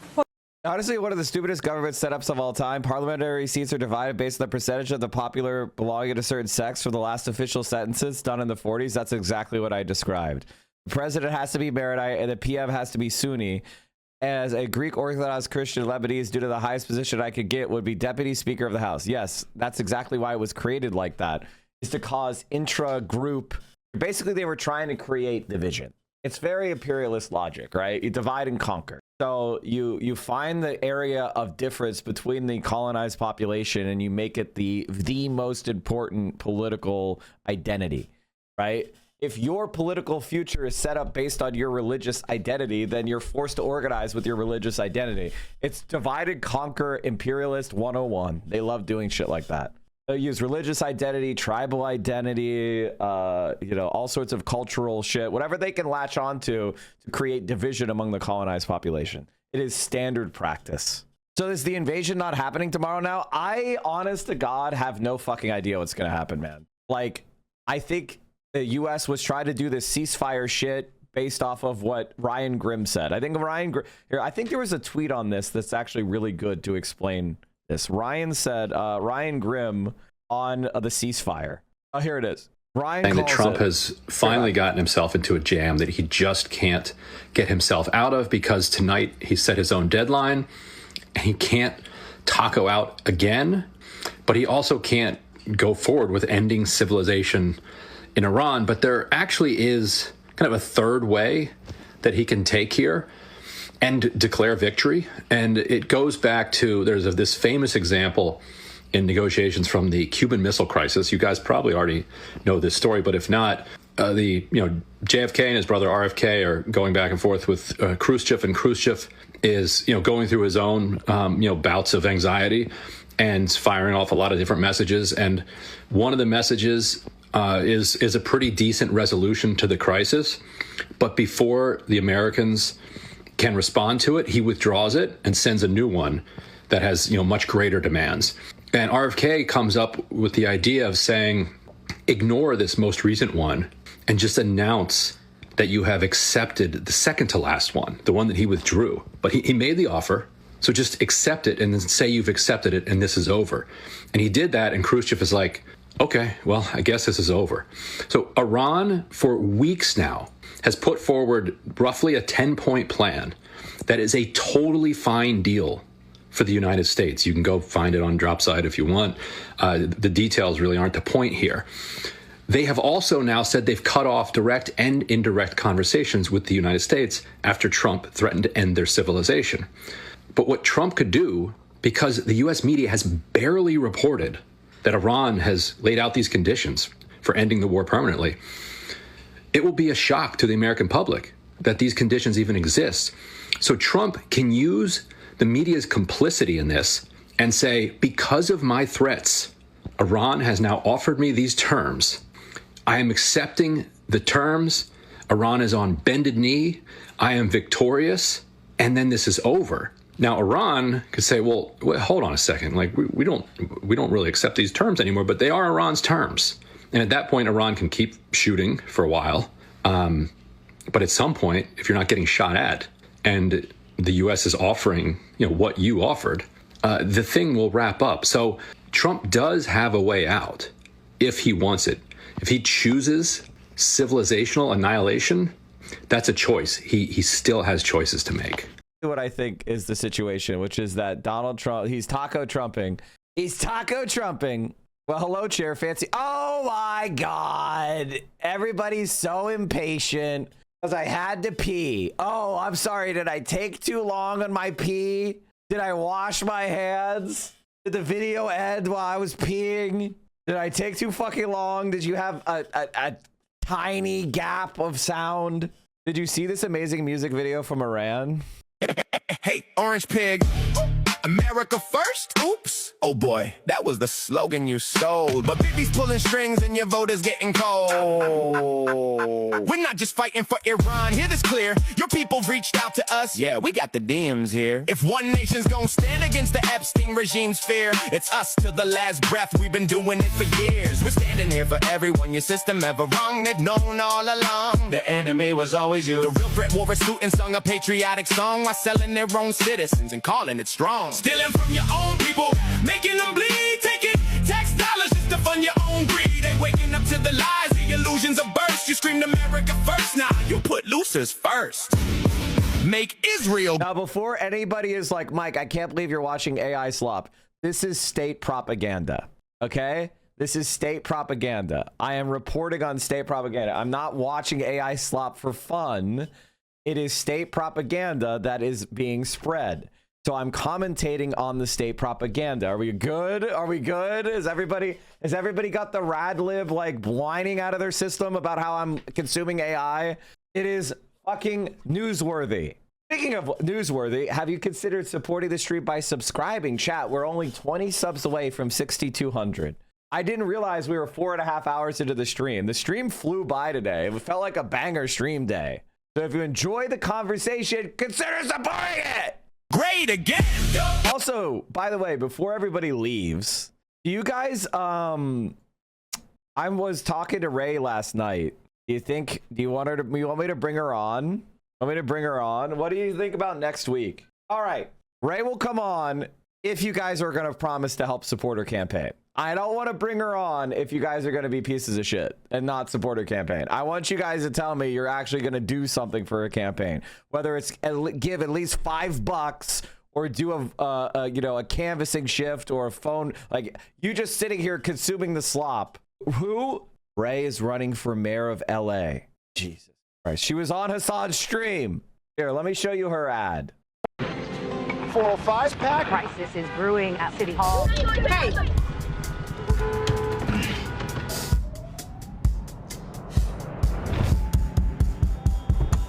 LA is stuck. The city is unaffordable and our leaders are unaccountable.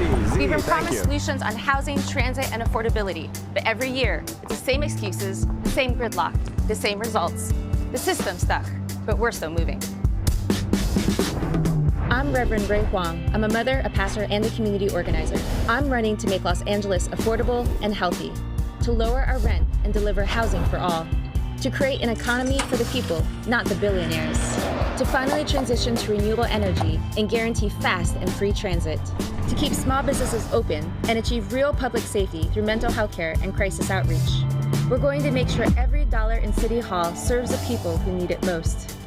We need a new kind of leadership, free from the tired establishment and the billionaire class. Mayor Bass failed to deliver the housing we need and wasted taxpayer dollars with little to show for it. Voters approved millions for homelessness, but the mayor only invested in Band-Aid programs and tried to sabotage real solutions. And the result? 6 people a day continue to die on our streets. I've seen the city move together through existential crises.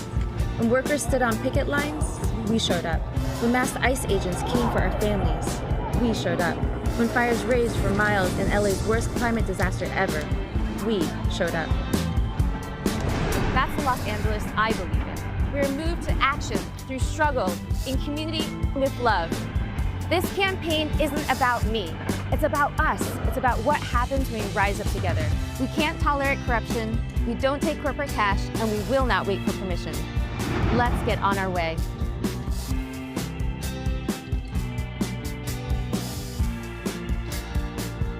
Hell yeah. Thank you so much, Hassan's 350Z, for gifting some subs. Appreciate you. So, I'm thinking about bringing Ray on next week.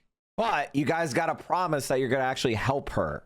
You know, like we've been helping a lot of candidates lately. We've been bringing on a lot of guests and we've been bringing on a lot of friends and supporters. But I want us to actually be involved. Here's the new video. Oh, yeah, chat. We have a new video dropping. Kyle's sick of Hassan derangement. Kyle Kalinske crushes Hassan derangement syndrome. All right, let's fucking go. Brand new video, chat. And with that, thank you, editors. The Dark Woke Commander. Kyle Kalinske crushes Hassan derangement syndrome. Hell yeah. There's the new video. Go check it out. We're building up our YouTube. I'd love to get to 50K by the end of the year. Maybe that's too much. Maybe 35K subscribers. I've realized that I got to get my YouTube channel to 100K because that's like a number that people take seriously for some reason. So I need to like get my YouTube up. You know, we've broke the 100,000 mark here on Twitch, so I need to do the same on YouTube. You know, and it's a good source of new viewers as well. Invite him to your podcast. Does anyone know Kyle Kalinske? Does anyone know Kyle? I've never actually talked to Kyle. So, you know, Hassan does. All right. I mean, I guess I could ask Hassan to hook us up. Snag Brennan Lee Mulligan. I don't know that he would do this podcast. It's very confrontational against right-wingers. I don't think Brennan is into that. Maybe I'm wrong. Mike, I watched all day today and you hit so many notes that my friend needs to see. I want today's VOD. How do I get it? You pay me $6 a month, or you use your Twitch Prime, or somebody gifts you the sub. Now, why do I say that? Because I want people that are trying to clip me to have to at least get pay. Be lucky or pay. Because that's mostly what VODs are for. VODs are mostly for people that are like trying to fuck you over by taking something out of context. You're wrong, man. Brennan is vocally anti-capitalist. I know. I met him yesterday in person. After my friends did a show with him. I don't know that he would want to be on a podcast that's focused on attacking individual right-wingers, but maybe. I mean, I don't know him well enough to ask him for that. Brandon might do one against a billionaire. Ooh. Are there any right-wingers that have fought with Brennan? Like, is there any like weird slop tuber that he hates? If Hassan is Dr. Jihad and Kyle is Dark Woke Commander, what's my title / position? That's a good question. I gotta think. Name dropping doesn't make you less wrong. What do you mean? You're saying that he would go on my podcast. I think I know better than you about who's going to go on my pod. Like, what the fuck are you saying? Your YouTube videos have been real good lately because our editor team is insane. And the more, if we could get our average YouTube video to like 20K like 20K views a video, I think my editors could start to get some real income. Which is what I'm trying to do. Right now, I'm giving all my money that my YouTube makes to the editors. 100% for the time being. Okay. You know, until we get to like a certain level where it's actually like making good money, in which case I want to be repaid for all the investment I made. But right now they're getting all the money because I want people to like, I want my editors to like actually learn and practice and get compensated. I don't want to like nickel and dime them right now because they're doing a lot of this great work. You should try to collab on Hassan's stream more often. I have to ask him.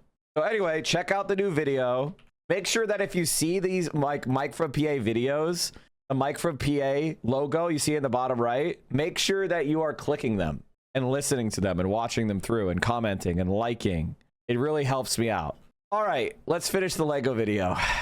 Government is run by pedophiles. They ordered you to die for Israel. They ordered you to die for Israel. They lied to you all. We saw everything. If the public ever saw the files, man, the planet would shake from the level of filth and the crimes in your wake. No wonder Jeff called you the worst, you degenerate snake. You claimed you never set foot. You went 40 plus times. You sick bastard, you cooked. We stepping up to the plate. Epstein regime gotta fall. You fake Christian elite sacrificing the ball. Demon, you talk real big for a man with tiny hands. Tiny hands, tiny things, tiny everything. We saw everything, and word got out. The smallness kinda expands. No wonder all those rage tweets, all those desperate rants. Overcompensating bully, always causing the scene. You said you love losers. Well, look at your team. Your government is run by. Your government is run by pedophiles. They ordered you to die for Israel. They ordered you to die for Israel. They lied to you all. What the 21st century, man. I'm like the reason why I started laughing is I was like I'm imagining showing this to myself 20 years ago. Can you imagine like opening a portal and you see yourself like, hey man, it's yourself in 20 years. How's life? Actually, it's going really well. It's pretty great. It went a little bit different than we thought, but it's all working out. Everything seems good. Oh yeah. I just wanted to open this portal to show you this. Wait, Donald Trump's president? Wait, we're fighting a war with Iran? Wait, what's the Epstein files? Wait, why did Lego make this music video? This must have cost a fortune. Who animated this Lego video? This looks like it took a lot of time. Holy shit. The flash animations from the Bush campaigning and 9/11 narratives from the early aughts. Oh yeah. Do you think like, comment, and subscribe ending the YouTube video actually helps subscription? You and Hassan don't do it. It absolutely does, and we're idiots for not doing it. It absolutely does. I mean, half the people that watch my fucking YouTube are not subscribed. I'm a fucking moron for not just recording something. I keep promising my editors I'm gonna do it, and then I don't. All right, well, Lisa is learning. Thank you for the 41. Thank you for the raid. Welcome in, Lisa, people. I've lost my voice. Kyle went from 1 million to 2 million subs when he added the call to action. Well, honestly, like, Kyle Kalinske is the only person who made it out of the, like, YouTube atheist era as a cool guy. Like, think about all the other YouTube atheists. You guys remember those guys? When I graduated from college in 2010, my BFA thesis was a series of 3 large paintings citing how Twitter would be a platform in the future for disinformation, and the media / world leaders would argue on it, and people would say whatever they wanted under the guise of anonymity. I got close to predicting reality, but couldn't have imagined the AI slophouse future. Oh yeah, well, you definitely did. In my head canon, Crystal is responsible. Crystal, like Kyle and Crystal together, makes me, honest to God, Felix had a rant about this, and I couldn't have agreed with it more. It makes you believe in true love. True love is real. True love is real. True love is fucking real. Somebody's like, play the video. Oh, do you want to watch this YouTube video? Well, go fucking watch it, because I'm done. Thank you, Lisa, for the raid. You're the best. But I'm tired. I'm sorry, Lisa, but I'm tired. I'm gonna go because I stayed up super late. And I'm gonna raid the funniest thing I can imagine, which is Jean-Luc Mélenchon. I'm gonna raid Jean-Luc Mélenchon. I'm mogging Jean-Luc Mélenchon, leader of the left in France. He's at 722 viewers right now, so we're gonna send 2,600 viewers directly to Jean-Luc Mélenchon. None of you speak French, so it's going to be funny as fuck. Anyway, I'm more of a Picard guy. How dare you? Jean-Luc Mélenchon is what Picard would be like if he woke up in 21st century America. He would be Jean-Luc Mélenchon. All right, everybody, stay safe. I speak French. Oh, nice. All right, everybody, stay safe. Solidarity forever. That's how socialism wins. And I'll see you all tomorrow. Thank you for all the support. Remember, you could always give me money when I'm not online And make sure, check out the Reaction Podcast. We have a brand new episode on clavicular this weekend. Dropping, I'll be promoting it tomorrow. All right, everybody. I'll see you soon. Stay safe. Solidarity forever. Socialism will win. And yeah, peace out.